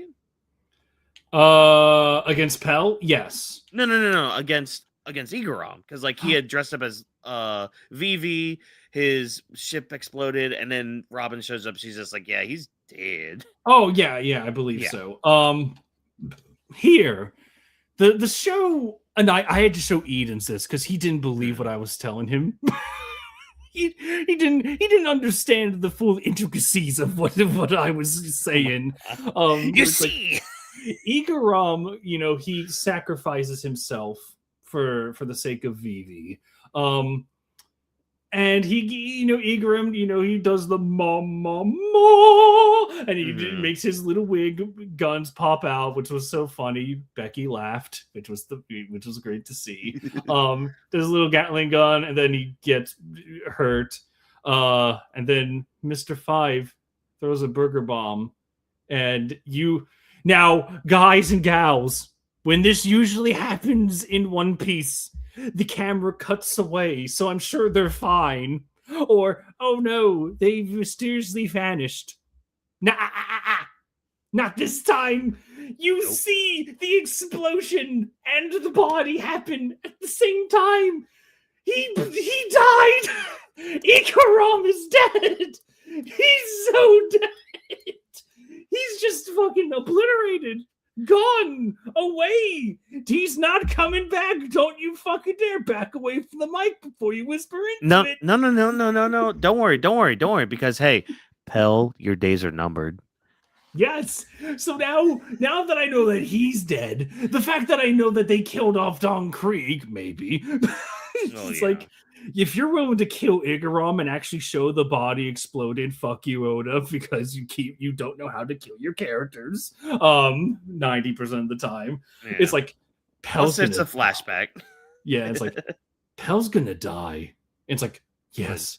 And which opens the door of what other characters that should stay dead will actually stay dead this time. Could it be that the sin of Pound from Whole Cake Island will finally be redeemed? Oh my god. Will he finally die? No, chat, you guys have no idea. When that cover story with Beige was coming out, it was all right. It was fun to make fun of Pez, that little, well, according to Trevor, that little shit coming in and all that. Like, but oh, that's right, Pagaya. He survived freaking what's his face? NL. The judgment and all that. Oh my god, he's dead. He's dead. Wiper's dead. Everybody that NL freaking attacks is gonna be dead now, except the Straw Hats. Dude, it's gonna be like the thing is like I cannot wait because come Skypiea, I remember you story. I remember when NL shocked a lot of people and they're just like, oh no, they just got like kind of lightly seasoned. It's like, nope. Yeah. They're gonna die. They're gonna fucking die this time. I cannot wait. Unless they're Straw Hats, but you know, they're main characters, so they got plot armor on them. That's even though, motherfucker, it's just like all of these fake out deaths, and this time we're not afraid. Thank God. We're gonna kill people at long last. I know it's weird to celebrate, but I cannot wait. You fucked up by letting Sabo live, show. That's unfortunate on your part. But maybe we can correct that. He had amnesia. Yes, from a cannonball and when he drowned. Fuck you. Sure. Fuck you, story. I'm not over that. It's fine. No, it's not. Oh my gosh. Oh man. Anything else with episode 3? Because I mean, a lot of it. I mean, a lot of it's action. Yeah, a lot of it was action. It was like really fun action. Yeah, it's like there are a couple wonky spots, but again, it's like it was still very well put together. I enjoyed my time. It's pretty much all I got for episode 3. Yeah, that's pretty much it for episode 3. If I'm being honest, because I mean, it got all the character interactions right, got a lot of the action right. Yeah, it was just basically the best elements of the live action series just put into one episode. I think that's why it's my favorite. Yeah, no, I agree full-hearted with that. So we're gonna move on now to instead of going episode to episode with all this, we've now entered the part where it's like we can basically talk about the quote-unquote arc that they cover and all that. Next up is Little Garden, because hey, now we found out, we have this princess with us. Now we've got assassins after us as well. They kind of know 3 of our faces. And yeah, so now we have Little Garden, which there were some changes and additions that they made to this. Some people were iffy on, mainly like the victor of the duel. I saw some people had a problem with it. I didn't per se, because that just means between the anime, manga, and the live action adaptation, it's still tied. Yeah. So that's kind of funny to me, at least. A lot of cool Easter eggs too, with like, I know I mentioned this to you. It was mainly the Dory. I always get the 2 mixed up. Dory's the skinny one, Brokey's the fat one. Okay, good. So it was when they were with Dory and the statues that were there. One of the statues was Nika. My other hated enemy. Oh, okay. All right, world government. All right. But the other one was the old design, or like the old silhouette of Loki.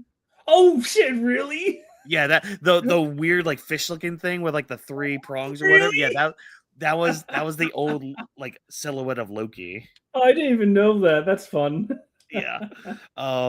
And the other one I think was one of the giants and all that. But like Little Garden, So this one was, I felt like more. It was more of a one-to-one adaptation in a way, but they got dark with this, especially with Miss Golden Week. Um, that was actually and it was it was kind How of did you make her unsettling. scary? How did Yeah, you it was make her a unsettling. threat? Like her little picnic with Luffy on the beach, I was uncomfortable. I You're a was legitimately doll. uncomfortable. You are my plaything now. It's sugar before sugar. Oh God. Wait, oh, that makes so much sense why Usopp was the one to save Luffy from that. Um, I do wish we had a little bit more time with the Giants, at least with the Straw Hats. But Yes. I think that's really the biggest complaint I have with it. Yeah, I can see why. It's their impact was felt. I just wish Mhm. there was more, but I don't know if that's really a fault because it like you made me want them more, Yeah, but it's not even like in a bad way. yeah. Oh, I love. Okay. I do have to say this though. This live action version of Little Garden, especially with Usopp talking to Brogy. Yes. First of all, really awesome scene with him, Nami, and Brogy, where like again they think they're gonna be eaten, and like the whole like Nami's just like, all right, Usopp, tell him one of your stories or whatever. And they kind of it's when they come to the realization that they're not gonna get eaten by Brogy and all that. Like this whole conversation that Usopp has having here, and his whole realization of being like this great warrior of the sea and wanting to visit Elbaf. Usopp, current Usopp, manga Usopp, Take notes. do something. God damn it!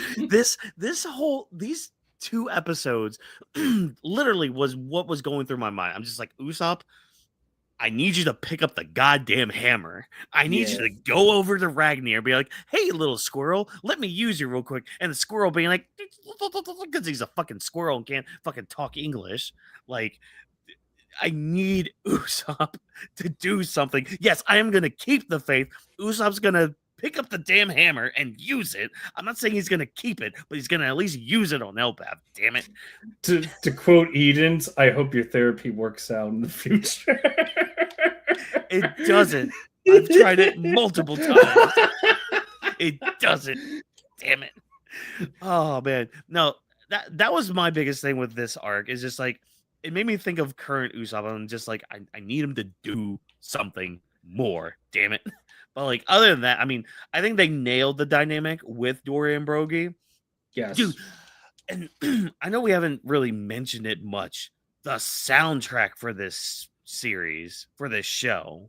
Oh, are you talking about Praise to the Sun? Oh, That fucking banger of a song.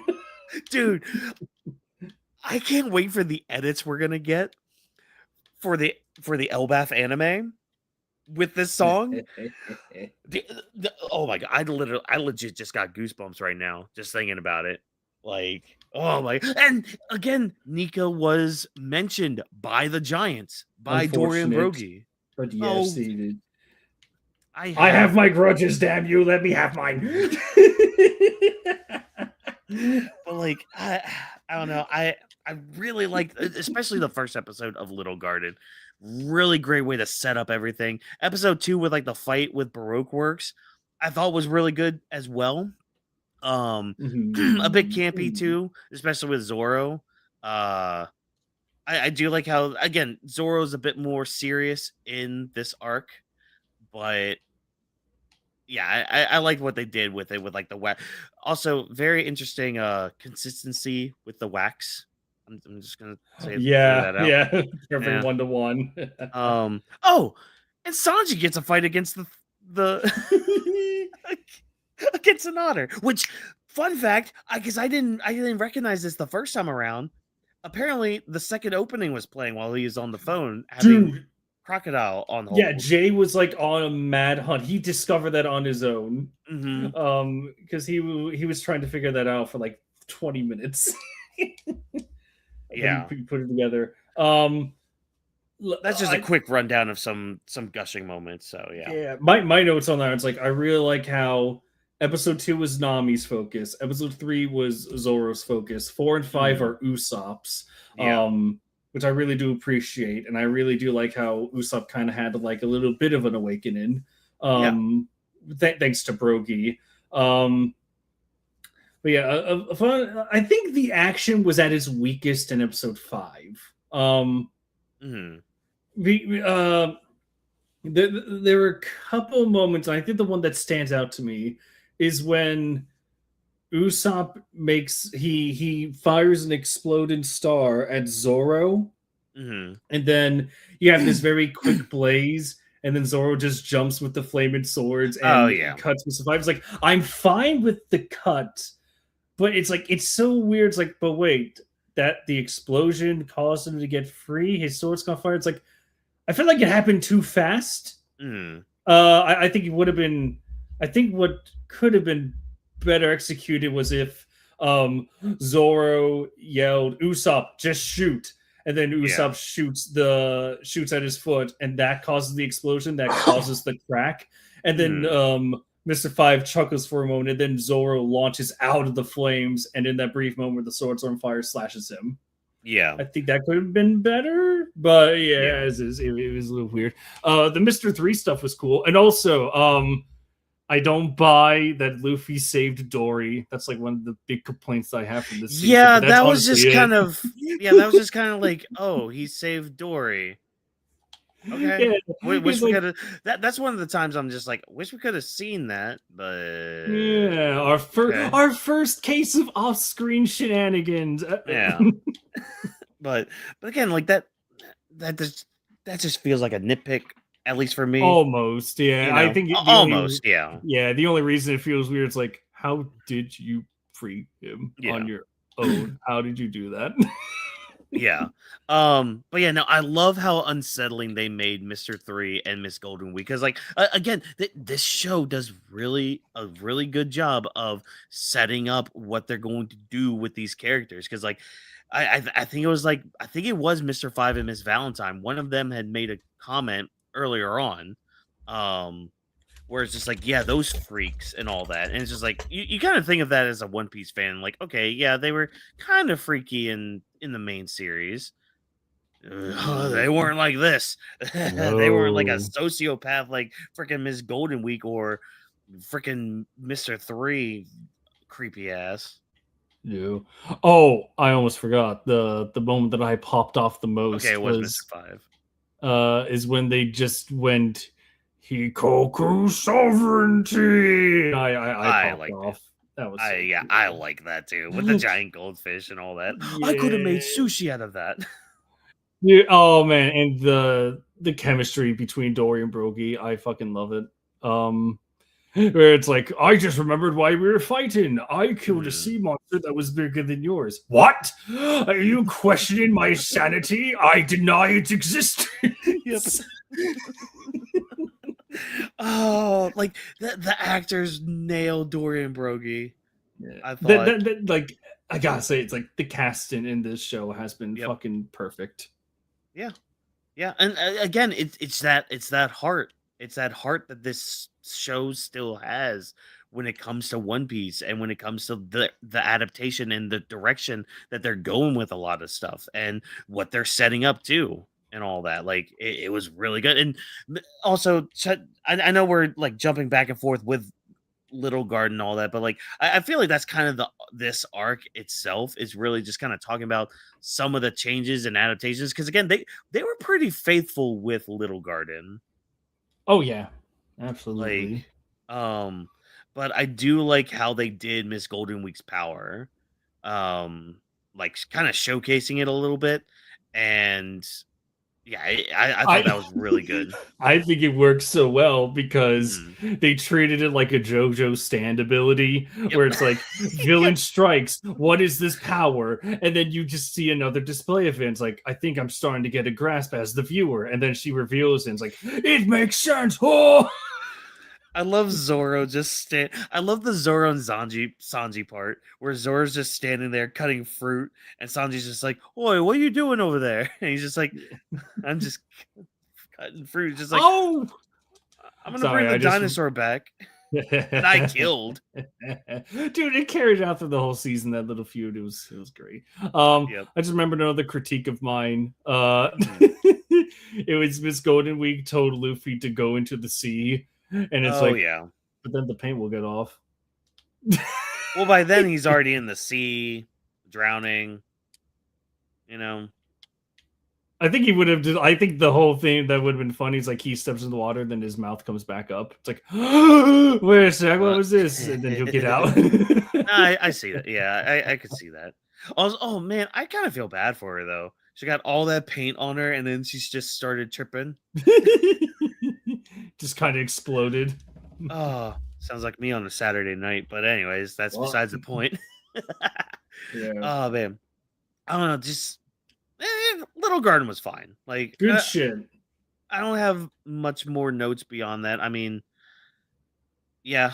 I guess the only other thing is Usopp with his duel against Miss Valentine. I thought that was really good. Good character dynamic or character work with him and Zoro, like Zoro trusting him and all that. I guess just more character interactions, like Luffy and Vivi on top of the dinosaur. I thought that was fun as hell. Yes. Isn't it great when your characters get to act like characters? I'll never stop praising that. Thank fucking God. I know. But you know what? Let's end everything off with Drum Island. The last 3 episodes of the season. We need to begin with possibly an amazing little change. Ooh, go tell. So we start off in a little office, and it's like, where's this at? What is this? And you see Nico Robin walking in the room. It's like, oh, that's right. Oh. We didn't even mention the phone call with Sanji and Crocodile. It was peak. We'll get there in just a second. Yeah. You know, we'll save that for the Crocodile talk at the end. Yeah. Yeah. And you see Nico Robin's like, well, we wouldn't be doing this if it had been your financial contributions. And it's like, who's here? What are we doing? And then So King Wapple. I agree with this comment. Go on. What? On. No. I agree. But then at this little table, it's fucking Wapple. Yeah. It's like, what are you doing here? You're not supposed to be here. And it's like, oh yeah, so Baroque Works and King Wapple are in cahoots. And he got the devil fruit from Baroque Works. I'm like, what? Yeah. Oh, and it's like, yeah. So Baroque Work is willing to use a king and send him to Luffy to kill him, and make, like, as a plus side, get an evil king under their thumb again. It just really goes to extend that villainy of Crocodile. Yeah. From the shadows. I really love that. That was one complaint I saw people have. That I guess people didn't like that Wapple had gotten the devil fruit from Crocodile. It makes so much sense. He vanished for like years after ditching his castle, and it's like, where would he go? The only place that felt safe, and it was with Baroque Works. And it also answered another question. It shows how much of a piece of shit this guy is. Where it's like, where did all that money come from? He left the kingdom. It's like, the guy left the kingdom with all the money. That was the point. Well, see, that's the other thing is Baroque Works know that the Straw Hats, because they didn't take the Eternal Pose back to Alabasta, so they already know that Drum Island's basically on the way, that they're going to be stopping there. So, let's give the king a reason to go back there, like because you can kind of make the assumption with Baroque Works and their information web that they probably know some shit went down with like Wapple and Vivi, or at least to the point where like Wapple doesn't like Alabasta. Maybe because he is kind of an idiot too. He probably maybe went off on one of those dinners that he was having with Baroque Works, it's just like, oh yeah, I hate Alabaster. Blah, blah, blah. I hate being it because that's the thing. They are technically in Alabaster right now. So he probably made a comment being like, I hate being in this desert place. Like, I hate it. I hate the leader here. I hate the leader's daughter. I hate how they walk, how they talk, how they eat, how they sleep. I hate everything about them, you know? So like Sir, they already have that knowledge. Sir, this is a Chili's. Please leave. No, I'm gonna eat this chair right now and make an Eldritch beast out of it. We'll get there. We're gonna get there. We'll get to those Return to Oz beasts in just a moment. Yeah. Oh my god.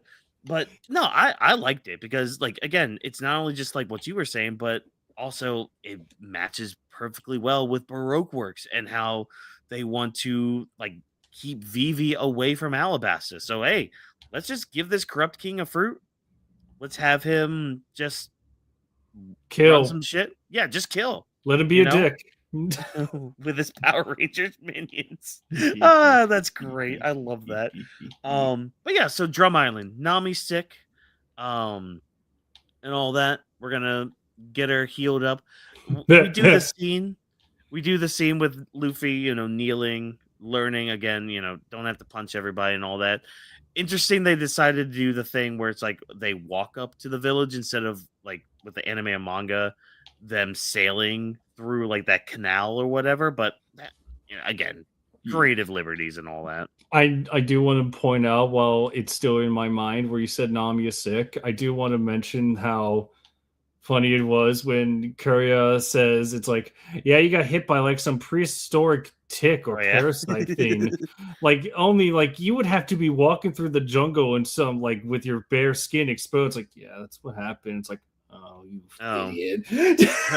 Dumbass.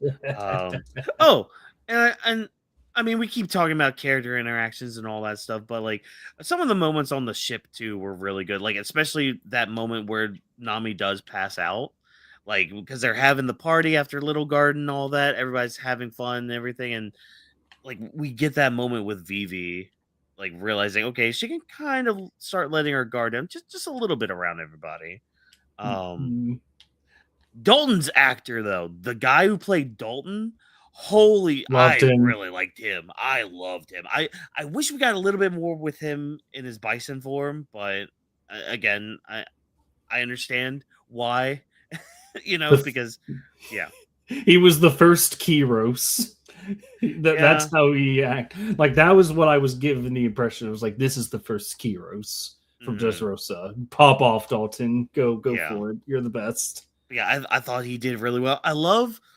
I really like how they did the villagers here too, because like, especially with them going into the village itself, because it's like you know, you meet that one lady who did shoot Vivi, and it's like, okay, yeah, I shot you out of fear and all that, but like when she comes back later on, when you know the Return from Oz beast come back to attack everybody, she you know makes a stand with Zoro too. Like I thought that was like good, like full circle moment there. By the way, to answer your little critique there, Raph, I think it's perfectly fine that Dalton was not a very expressive guy, because you have to realize this is a guy that has been service to a fucking prick tyrant for a long time now. He not only is he emotionally tired, but it's like we already get a confession from him in the last episode where it's like there was only one guy that saved the country and he's dead. And everyone has just been trying to heal ever since. I do not blame him for like the expressionless. I don't even think that was like a bad job acting wise. I think that was the point of the character. Yeah. Plus, like with Dalton's whole thing here is just like he doesn't want to be a leader, not necessarily a king, but more of so a leader, you know, because I love that it's Zoro that convinces him. You have everyone having roles in this fucking arc. Yay. I know. Oh, it's so good. It's so like he's just not just chilling on the ship training, which I mean, of course, we got to have the Zoro shirtless moment, you know, but you know, that's whatever. But yeah, that moment with him and Dalton, like go and watch, dude. Okay, no, we want to talk about character interaction. We want to talk about character moments. Usopp, Zoro, and Vivi in that bar. Yes, like Usopp's like making this thing, which we'll get to that little chestnut in just a moment. But like literally, like Zoro's just there, brooding, being like, "Man, I hope Nami's okay. I hope that dumbass Cook is okay." And Vivi's like all worried about everything, like, "Oh, Alabaster, oh, Nami's sick." And Usopp's literally just working on this thing. It's just like, guys, find something to fucking do. Like, just get your. I know things are shit, but just do something so that way you're at least doing something that is beneficial. Just shut up and stop brooding. I'm gonna go on watch then with Dalton. All right, you fucking do that. Vivi, hand me that damn wrench for this MacGuffin that's gonna get you up the mountain quicker. Yeah, Like, like the Zoro and Usopp interactions are perfect. Which I don't know if you thought this. I don't know if anyone else thought this, but seeing them interact and having like a good friendship, especially when you have lines like, "Oh, come on, what's an army of metal monsters to a lord of destruction?" we're getting destroyed. Oh, so it's like it's like you have that moment, and all I can think of in the back of my mind is like, oh, you are setting up the moment where Zora feels personally betrayed when Usopp leaves and wants to come back. We're already setting that up. It's beautiful. And this is only the second best Zora interaction in this season, and we're not even at the best one yet. Oh, we're not. No, we are not. Ooh. Is it maybe an interaction at the end? Perhaps. Ooh, we'll have to get to that little fork in the road when we get to it. Yeah, no, the stuff within the village, really good stuff, but here's an interesting change they made. Sanji and Luffy both climbed the Drum Mountains. I have words. Look, the only question I'll lead you in with this question: is this a Sanji upscale? No, I thought it was all right for him. Like, we asking feet wise? Like, does it make sense? Oh, feet wise, yes, feet wise, yes. Oh, what is this a Sanji upscale? I don't really deal with that kind of stuff, but I just want to say it's like it really does show his commitment. I really feel like out of all the Straw Hats, he would have made the climb as well. I really do like that, and he did pay. He could not really make it all up on his own. He still needed Luffy. But that leads to my other big question: why didn't he stretch? You could have stretched Luffy. I feel like you could have stretched my buddy old pal. Don't ask questions. You're asking too many questions. He had to keep up with Sanji's bum ass. No. Like, all this could have been solved if Luffy just said, I can stretch up there. What if I did that? And then you had like Sanji or Vivi be like, Luffy, I feel like the last thing Nami would need is whiplash on your back. Yeah. Or just feeling all that cold at once. If you had that acknowledgement, I would have been fine with it. But the fact that he just goes up not stretching at all, it just, like, the show doesn't recognize that at all. It's like, that's a missed opportunity right there, because that was like, Becky and I were questioning that. Becky, of all casual viewers, was questioning like, why doesn't he stretch? It's like, that is a very good question, honey. Wait a second. Yeah, they could have had an easy throwaway line of like, oh, it's cold out, so your stretchy powers won't work too well here. Like, they could have done something like that, but yeah, they chose not to. Instead, they just had Sanji climb with Luffy, which, again, that might be why Luffy climbed, to keep up with Sanji's bum ass. Oh, man. But also, how do you feel, like, Chad brought this up too, good old Wrath here. How do you feel about the erasure of, like, the Loppins or the hiking bear? Like, I'm fine with that. How dare you? I was fine. Wildlife. So like, again, like, you gotta bow to the hiking bear. So here's the thing with like, do you remember when you and I don't even think we were live then. It was you, me, and Neko and Vash, and we were all just chatting about like, what did I think were my like favorite written arcs, like the best arcs, and I put Drum Island in my top 3. I really wanted the bear. I really wanted everything from Drum Island to make it in. I think there's so much good stuff in there that people underestimate. And honestly, I think episodes 7 and 8 will really help my little agenda of making people realize Drum Island is one of the best written arcs in the entire story. But that's beside the point. Like, even though that stuff was cut, I am glad. It's like, yeah, you cut it out, but you kept the very essential stuff in, and you really made sure you expanded on what needed to be expanded, and you focused on the characters, which is also the most important part. Well, you heard it here, folks. Heard it here first, folks. Trevor hates animals. Anyway, so we're gonna move on now. I did kill a tiger, and you can see their pelts in the village. By the way, you can, yeah. So at least they were there. You know, I almost felt a little insulted by that, by the way. When I saw them first time, I was like, huh, they look like the... Yep. I'm like, oh, those poor things. Those poor beings. They caught the abominable snowman. No. But hey, we made it to the top of the mountain. It's finally... I feel like I got most of my stuff about Korea out earlier. I mean... Katie Siegel, I mean, she's a fine actress, fine voice actress. I didn't really feel her as Korea. That's my one. I think that's my one big gripe with live action One Piece is I did not feel her as Korea. I can see where Katie Seagal was coming from. I can see, she nailed the kind of like asshole mentality, because that's like Dr. Courier's like one of her personality traits, where it's like she has no bedside hospitality whatsoever. She has the Crocus bluntness. So she nails that, but it's sometimes her delivery of these lines is a bit odd. Like, they kind of fumbled. I don't know if it was her, if it was the writing, but when Chopper goes and tells her, "I'm leaving," in the source material, you have like her just saying all this shit. It was me, but it was like it was testing his resolve. But in this show, it was like, no, I mean it. You're gonna die, you fucking piece of shit. Go ahead, die then. It's like, oh wait, so this isn't a test. This isn't making sure that he's gonna be okay. Yeah. Oh, and then you just save that for the very end with the Will of D bombshell. Yeah. Well, I think my biggest gripe with it is the fact that like a lot of her lines felt like it was ripped straight from the anime and manga.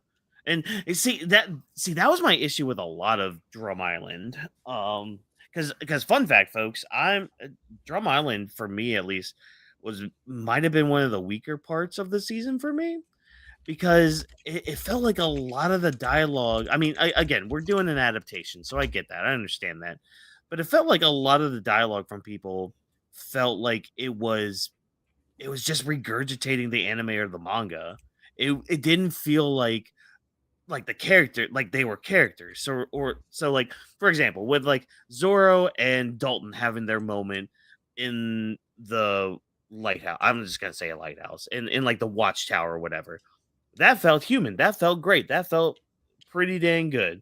What is it, like some of the stuff from like Little Garden, whenever we got phrases from the source material there, that felt fine, that felt natural. A lot of Drum Island for me felt like a lot of the dialogue just felt like, okay, we have to say this, we have to say that, this is the moment where like, you know, Kureha says Chopper's gonna die on sea, or, you know, get out of here, you my crazy stupid son, like things like that. And I mean, to an and this might sound sacrilegious, because like, again, it is acted well, but there's still a part of me that's just like, Heroic speech did not feel natural in that moment. Oh, whereas with the anime, it's like, okay, I'm here to save the doctors. Oh, they're not here. Okay, well, let me just sit here, drink this bomb. Wham bam, thank you, man. I don't know. To me, it felt more natural in the source material than it did in the live action. I do, yes. I think that's Yeah. because like one of the only sins I could think of for this adaptation was the fact that they didn't really let people. I felt like I didn't absorb even though I know the material. It's like, oh, the doctors are sick, blah blah blah. And it's like, okay, where did you hear that? And it's like, I'm going up there, and then Courier comes in. It's like, oh, he went to go. Chopper says, oh, he went to go save all the sick doctors, and she's like, what sick doctors? What the fuck is this? But it's like, all right. And then Wapple's like, I thought doctors are supposed to be smart, blah, blah, blah, blah, blah, blah, blah.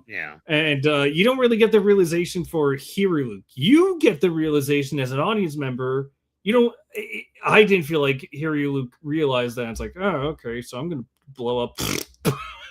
Yeah, and even the blow up. I mean, I don't know, man. It just that was silly for me. it was a bit silly. Like, and see, this is just the conflicting part of it, because like I could tell the actor for Hiriluk. I thought there was part of it where it's just like I could see the good performance here. I can see it. But then there's still the part of me that's just like, I feel like you're just kind of saying the lines. You know what I mean? If that makes sense. Like, I do like his performance, though. I think he nailed the when does a man die? I think he nailed that perfectly. Yeah. Again, it's just like when you kind of in isolation, that scene, yes, really good. But I think for me, it's just like the setup for it, you know.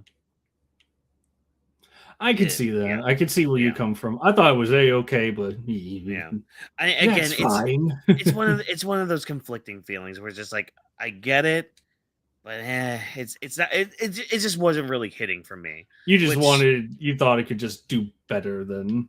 Yeah, there's also the part of me too, because I really like how the anime did it.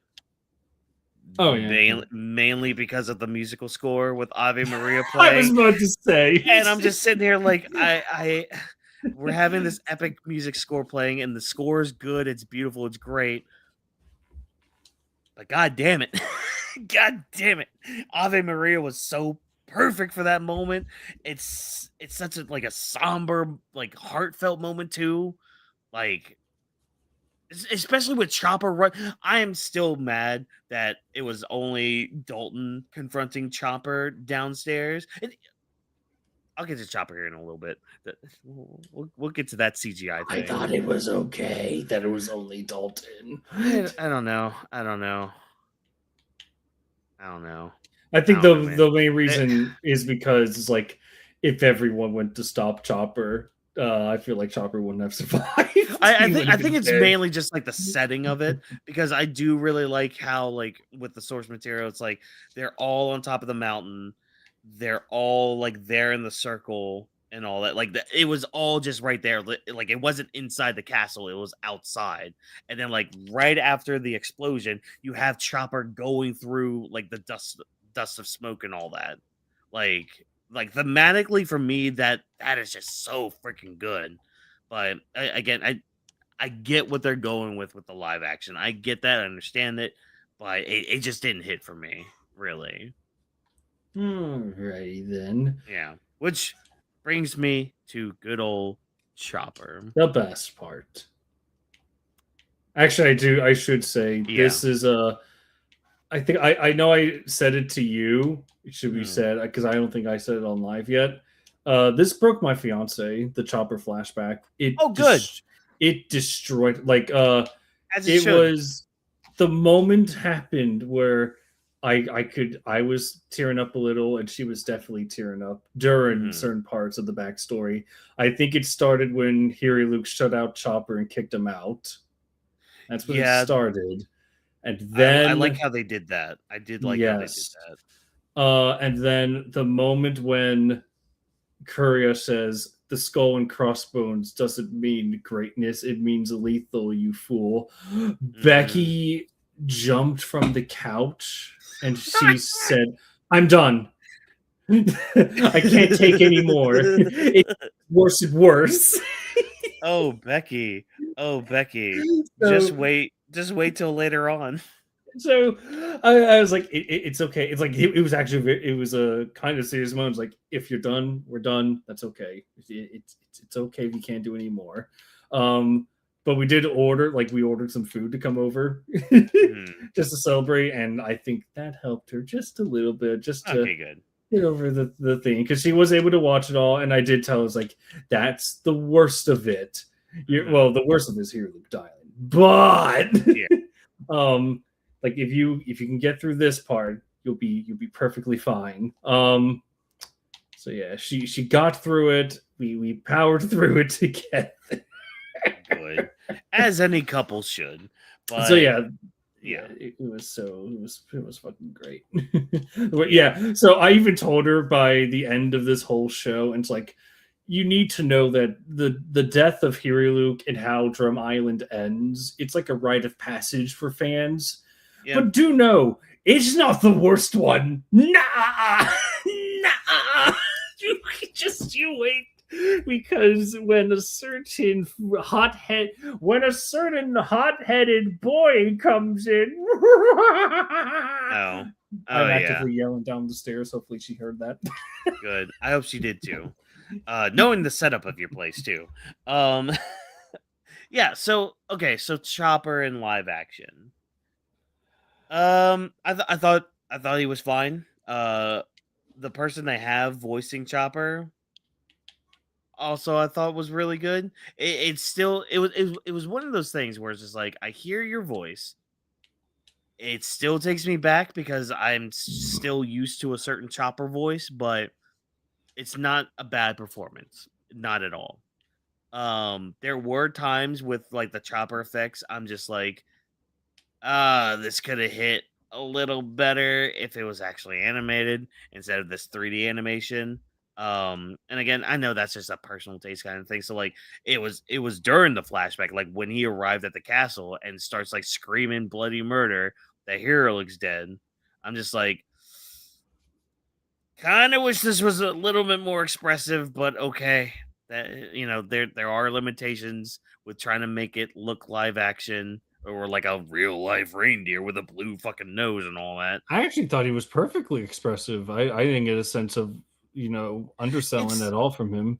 it's a lot like how the Logtown scene with Luffy was, where it's like, I could have used a little bit more, you know? I Yeah. see. But again, that's personal taste and all that. I The rest of the see. backstory I thought was phenomenal. I thought Yes. they really nailed the dynamic with Look and Chopper, especially the montage of them like being in the tree hut instead of being like in the middle of a mountain. They're in like a tree hut, which okay, Yeah. I actually really like that change a lot. Um, I also like, okay, because chat pointed this out too, and it was one of those things where I didn't realize until after the fact. Look was singing like like whistling the chopper song Yeah. and Really all nice that. touch.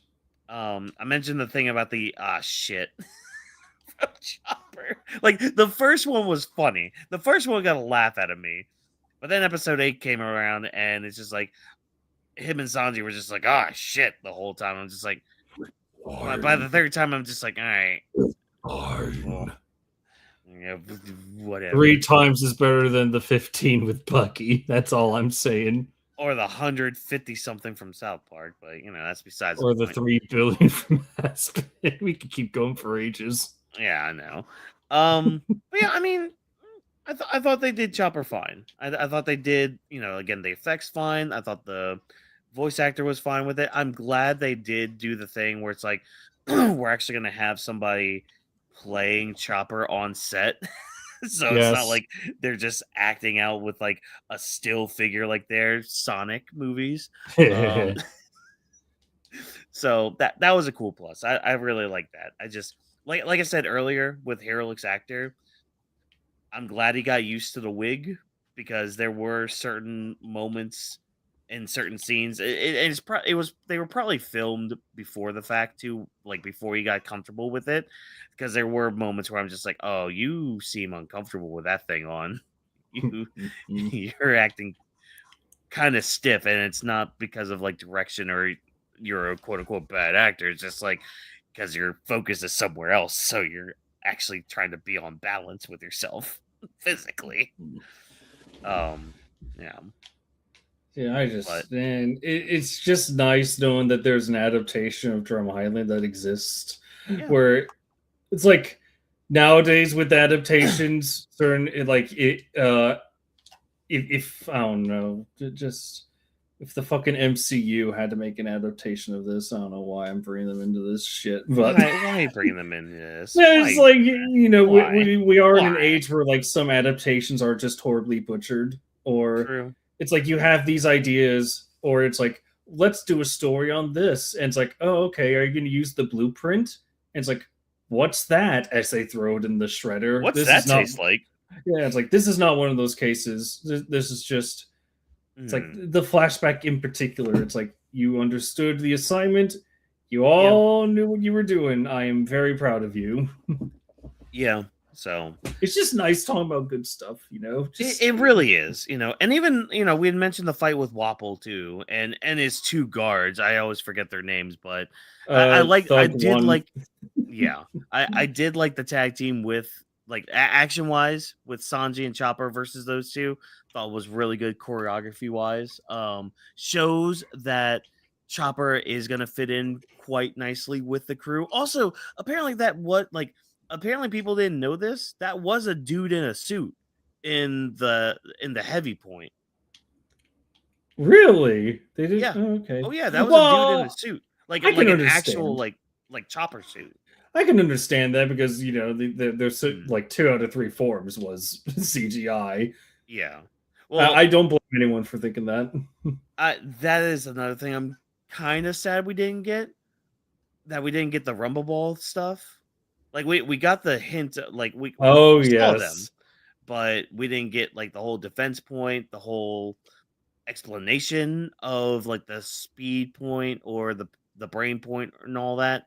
I But feel like that'll be Alabasta stuff. yeah, I yeah, think they'll season save that for two. Alabasta. Yeah, I think season two really want to just focus on Chopper by himself, and then we Yeah, can focus on his power stuff with the Rumble Ball shit next season. yeah. Because I mean, even then, he's just like, "Oh, it's a secret. It's a secret." It's just like, "All right, cool, neat. Well, we're saving that for season 3, which again, it's fine, But Which yeah, leads to the best Zoro interaction of the season, almost the show, I dare say. oh my god, The was scene it where, him just putting Chopper on your shoulder? yes, Ew.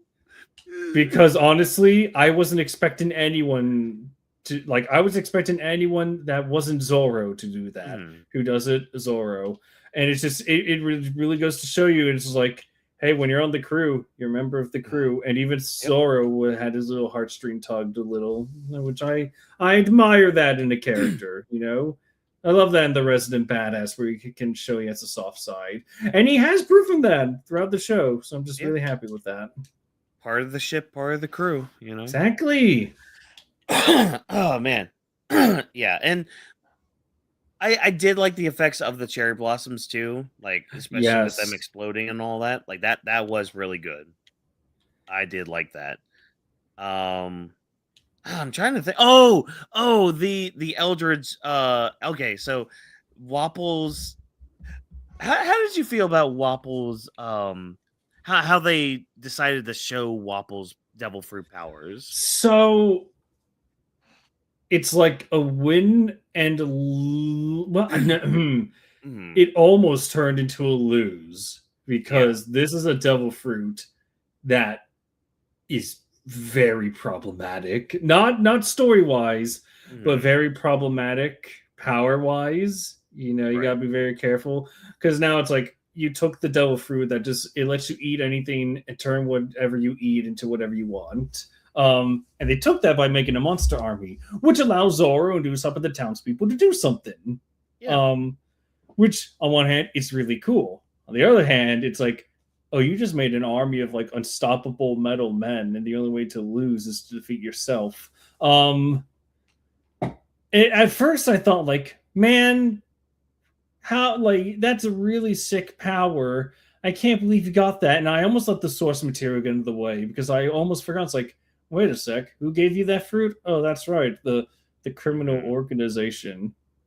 Of course, it would make sense that Crocodile has this fruit. It would make sense that he gave it to like a prick like Wapo. He could utilize it to the rest of his ability. The motherfucker likes slapping children. He'd be the kind of guy that would eat someone and then spit him back out as a zombie. Yeah. It's basically Cracker's power, but with metal. If that makes sense. Yeah, I see where you're coming at with that. Because if you take out Wapple, that's it. Yeah, because that's the thing. It's just like with the whole like mouth kind of coming out and being like this huge giant thing. Not only are you covering like the goofiness of the anime with him and the manga too. So I guess the source material itself of him just like extending his jaw and like eating part of the Mary and all that. But not only are you doing that, but you're also incorporating the whole factory thing that he started to have like during the fight with Luffy, where he combined his own two men together to create a super soldier or whatever. So you're combining those two aspects of the power like this, and I'm like, all right, that's fine, whatever. And like I mentioned earlier, a lot of people had issues, or there were some people that had issues with Wapple being a 2-on-1 fight at a certain point. I'm just like, I don't care. Fine. It gives Vivi a little bit of revenge after what happened at the Reverie, which I thought they did that little flashback very well. We had covered the Reverie part of it, but like the Vivi, like the little girl who played young Vivi, I thought she did really good portraying just exactly who and what young Vivi was in the series. It's so good. Yeah. And I mean, just Vivi in general, like she was a big standout this whole season. I thought she, like the actress really did a good job. I know we didn't even touch on like the funeral part for Igaram on Little Garden. I like how they put that in here, which hopefully solidified that he's actually dead and will not come back. Because if he comes back in season 3 and it's not a flashback, we're gonna have some issues there. Netflix adaptation of One Piece, because a certain bird needs to kick the bucket at that point. Die. Oh man, but I think before we continue, before we start talking in circles, let's kind of end this discussion with one final thing, one little caveat. Crocodile. That okay. So we didn't talk much about his speech with Mr. Prince and all that. Wanted to save it for here because we finally get the reveal. I know we sound like a broken record tonight, talking about perfect casting and all that, and great performances and people nailing characters. I thought this was anime Crocodile for a second. I legitimately thought I was watching the anime here, or I was reading the manga. This dude nailed Crocodile just in the last like 3 to 5 minutes of the whole season. The mannerisms, the way of his speech, his overall just like design and look, his just how he carries himself at rain dinners, dude. I can't wait for season 3. Holy shit, this guy knows. This guy looked at Crocodile, was just like, all right, I get the assignment. I got you. Watch this shit. This was awesome.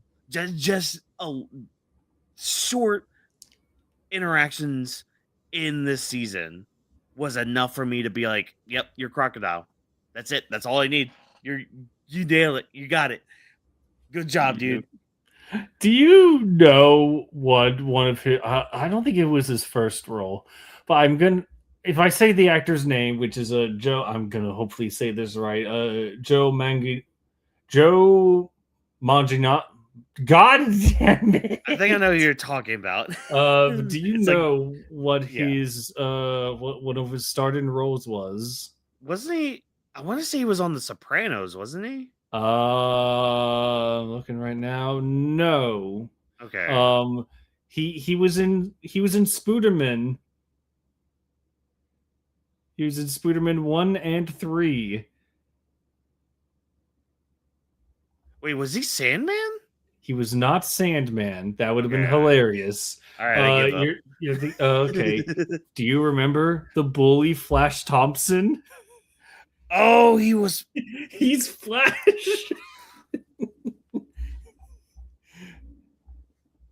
He was flat. Oh my god, he got beaten up by Tobey Maguire. Oh, that's funny. That's great. It should also be mentioned how, like, if you look up the cast on One Piece live action, you see it's like he's credited as Mr. Zero, not Crocodile, which I do appreciate. I appreciate that too. And I also appreciate them continuing the bit with the warlords having their bounties rescinded. Yep. It's so good, man. Yeah. It's like you saw with it's like if you paid attention to season 1 and you saw bounty canceled on Mihawk, it's like, okay, what does that mean? And then you hear lines like, oh, one of the warlords of the sea. It's like, oh shit, okay.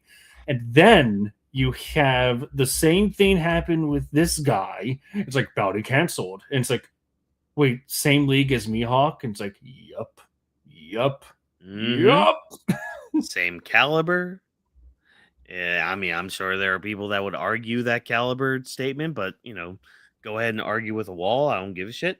At least with portrayal, it's same caliber. We also got a hint of his powers, like not just the sand power, mind you. Like it's not just a sand power, because I feel like that was a bit of a retcon with Oda. Where it's just like, oh, here's an actual explanation of what his power is. He dries things with his hands. Like even though he's a sand guy, it's mainly like drying the areas around him. And we see that earlier during his conversation with Mr. Prince when he dries that flower, just chilling right there.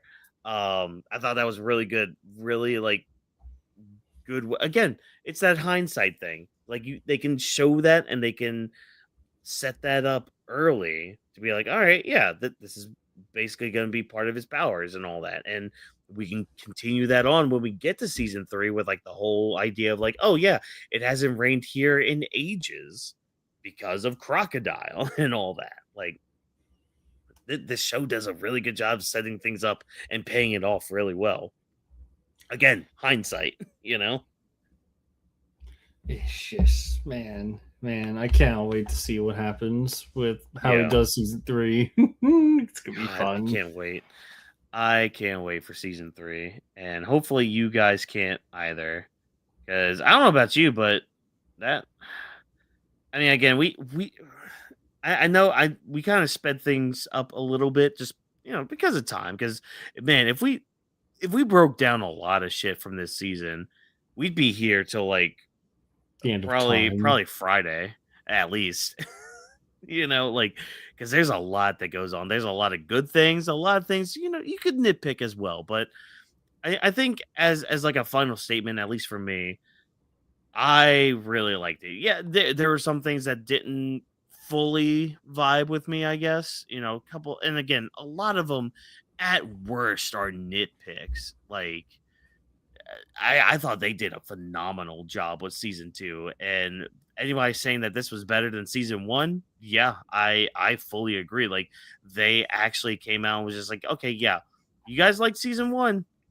Here's what we have now. Now that we know that you guys enjoyed us like actually giving a shit about a product and adapting a product, all right, bet we're gonna continue that on, but we're going to enhance it just a little bit more. We're going to keep making things a lot better because they understand what One Piece is. They understand the characters. They understand the story.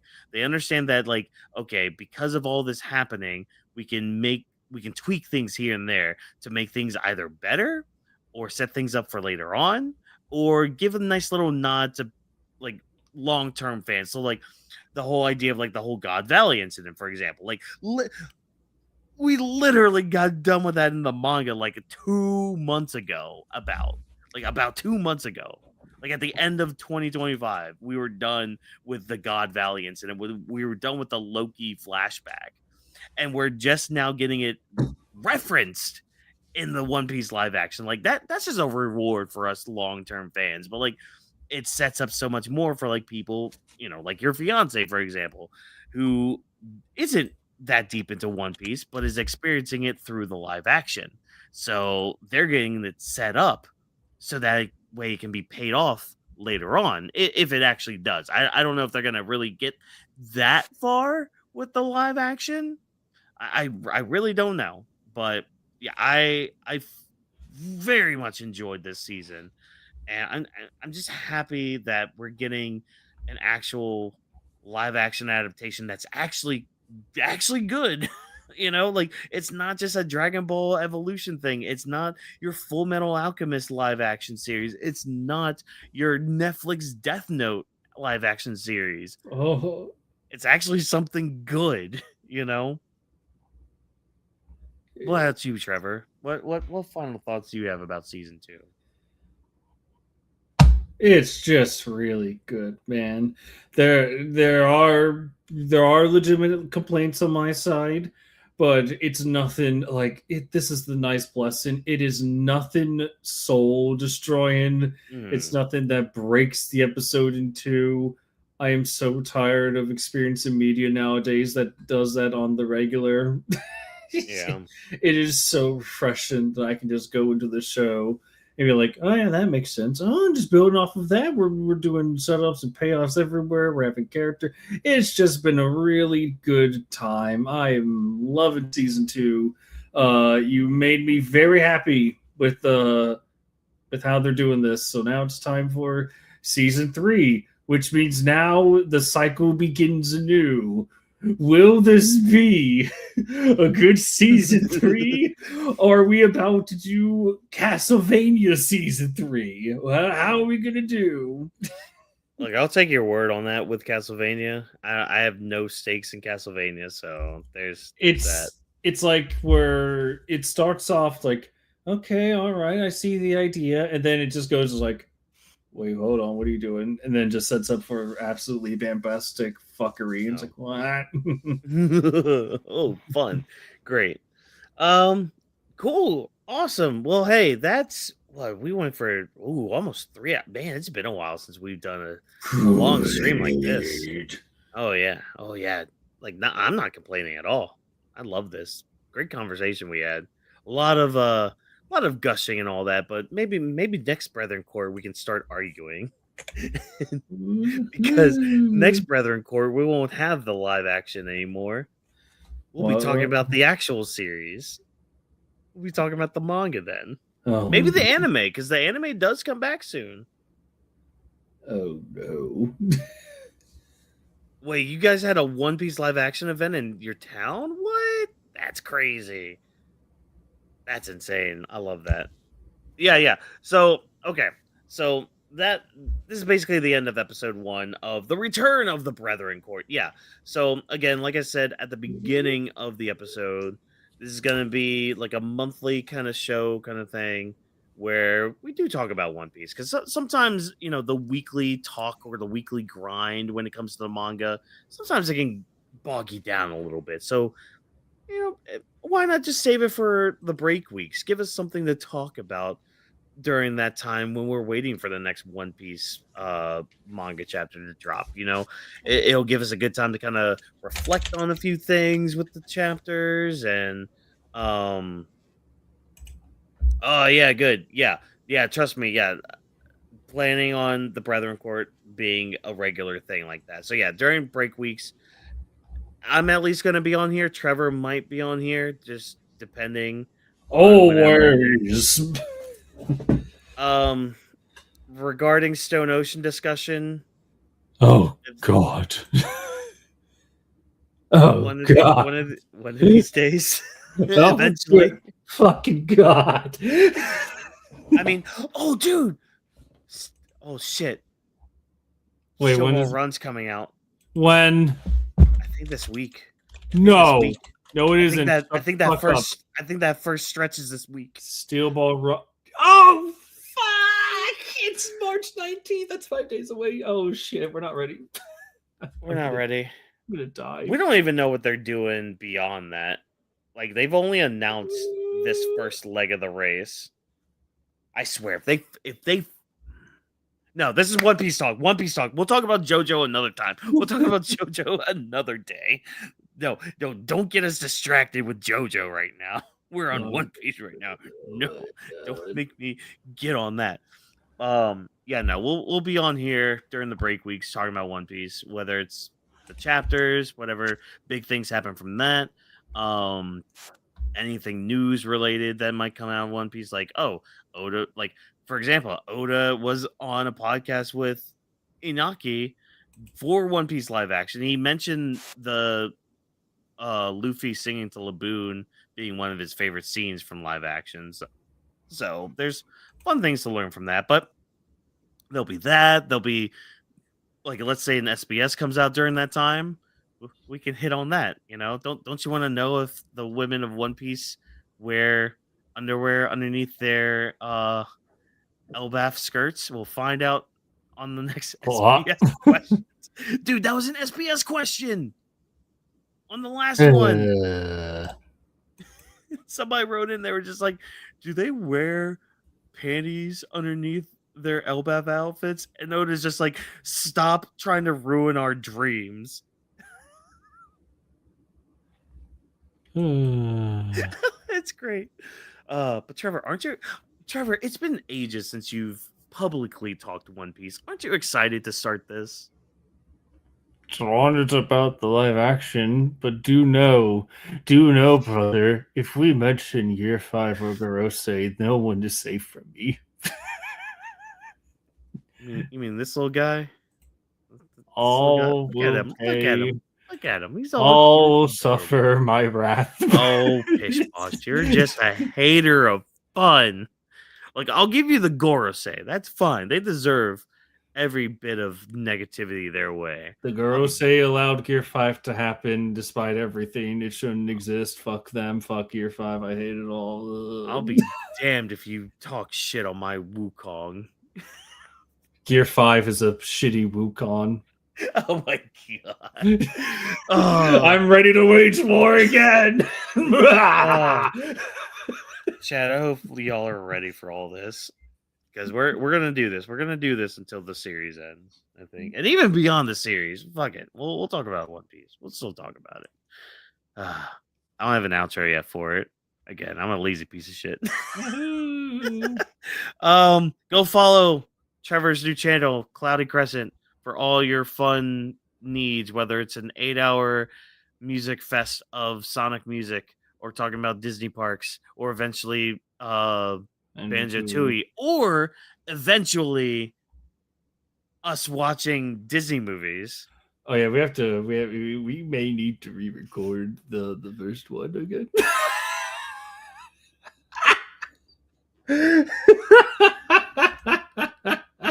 Why? You, my friend, sounded you sounded perfect. Well, of course. Who do you think you're talking to? Unfortunately, it's like, unless we do a lot of heavy-handed editing, it's going to be a very painful process because you sound fine. You sound like you have normal volume. I sound like I'm muted, and the movie is working off of you at the same time. So we'll have to figure something out. Don't worry, we can get more people involved in that one just to bring out more variety if we need to. Yeah. All right. Well, stay tuned for that whenever that comes out. Again, links to the Clouded Crescent channel in the description below. Fun times. You also see links to like Anima W3 Studio, and yeah, go watch Weebs Lounge, by the way. Like, I am so sad, like, especially the past couple episodes, mainly on YouTube. Apparently the audio feed's been doing fine, but like on YouTube, y'all gotta go watch it. We've been doing March Madness tournaments, and I've been making Trevor and Vash go through some shit the past couple weeks because of them. It's been great. I can't wait for tomorrow. I can't wait for tomorrow's tournament. God damn it. I can't wait. I'm gonna get mad. Maybe. I don't know. I don't know. Depends. No, I can't wait for the Tournament of Power. That's gonna be fun as hell. But all right, I'm gonna stop rambling. I'm gonna stop all that. Here will be the outro whenever I decide to create that and get creative while I'm bored at work one day. We'll see. Loving it. Oh yeah, here's your piece of 8 back. We'll decide who the king of the pirates is next time on the Brethren Court. We'll have a meeting and have a vote for it. It's me, Austin. It's me, Austin. Belch. Quick, let the chat know who is your favorite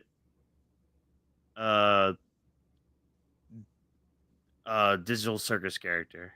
Dracula Mihawk. Okay, good. Bye everybody.